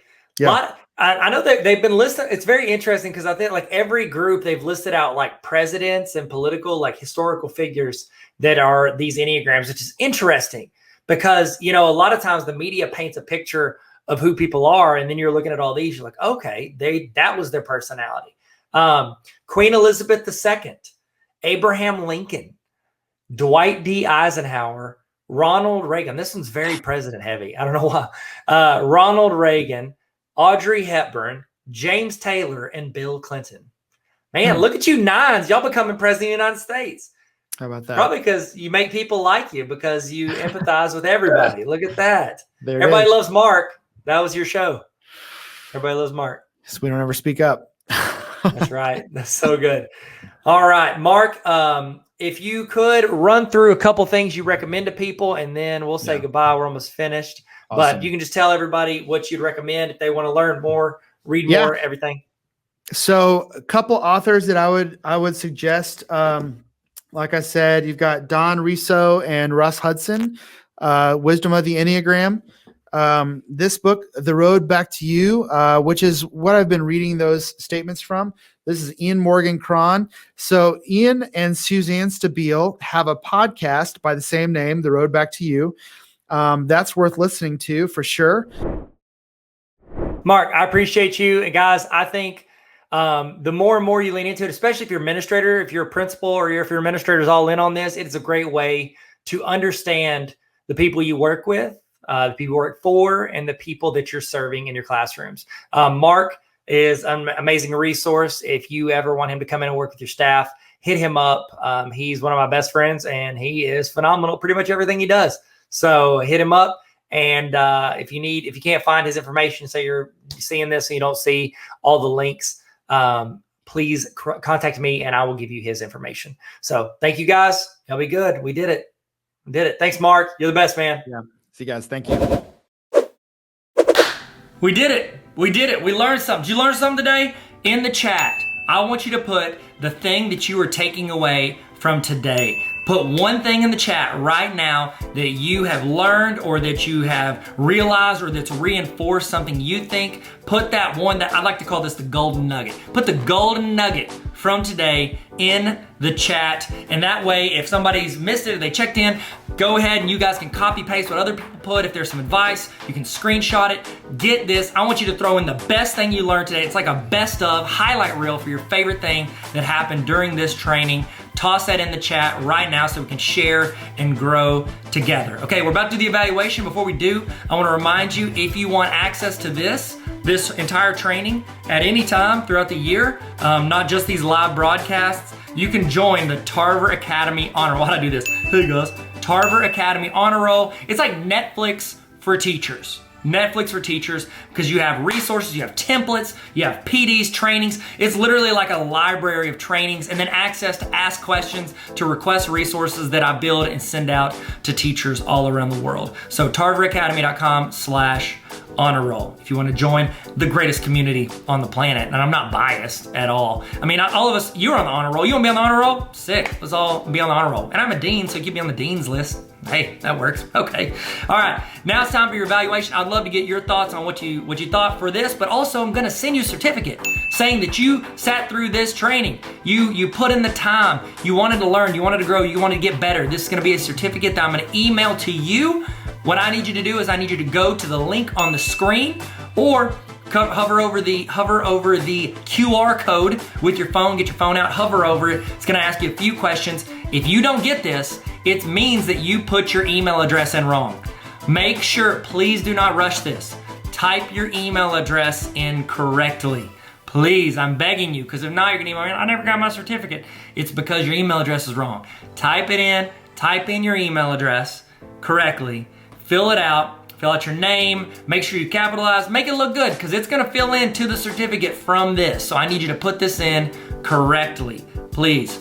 Okay, go there, we're gonna walk you through it. Go into this, click on the link, or you can't click on the link because it's on a video. Type in the link on your computer or type it in on your phone or whatever device you have. Scan the QR code, fill it out. I'm gonna send you a certificate with a timestamp on it saying what time you ended. You have proof from earlier if you sent in to the other link of what time you started. And then you also got your notes and all the stuff you've learned, your screenshots, all of that to show your administrator or whoever, your spouse, you show your friends, show people on the streets, all the learning that you did. You can frame that certificate. I think we're all getting framed. You get a frame, I'm getting framed. I'm gonna put it up on my shelf. I got too much stuff on my shelf already. So look at this, Lonzo Ball rookie card. If you got any, by the way, you got any basketball cards you wanna sell, hit me up. I've been slightly obsessed with basketball cards, and I apologize for bringing it up. Look at this, I've got, this is all Lonzo Ball. Lonzo Ball, he's the GOAT. Everybody says it. Who's in the chat? Who is your favorite basketball player of all time? I'd love to know. It was Lonzo Ball. It's quite the coincidence because I had it sitting on my desk. If not, it's probably this guy. Probably this guy right here. See that guy? That's Michael Jordan. No big deal. It's whatever. Don't like to brag about it. It's not that expensive, that card. But if you got any cards you want to sell, holler at me. I don't know why I said that. I'm just stalling so you guys can fill out your evaluation. All right. Y'all feel good? I'm gonna leave this on the screen for you for a little while in case you had to step out for a second. I'm gonna leave this up. Thank you again so much for your attention and your time and everything that you put into learning and growing with us today. I'm Tyler, this is Tarver Academy. Let's learn and have fun. See you guys later.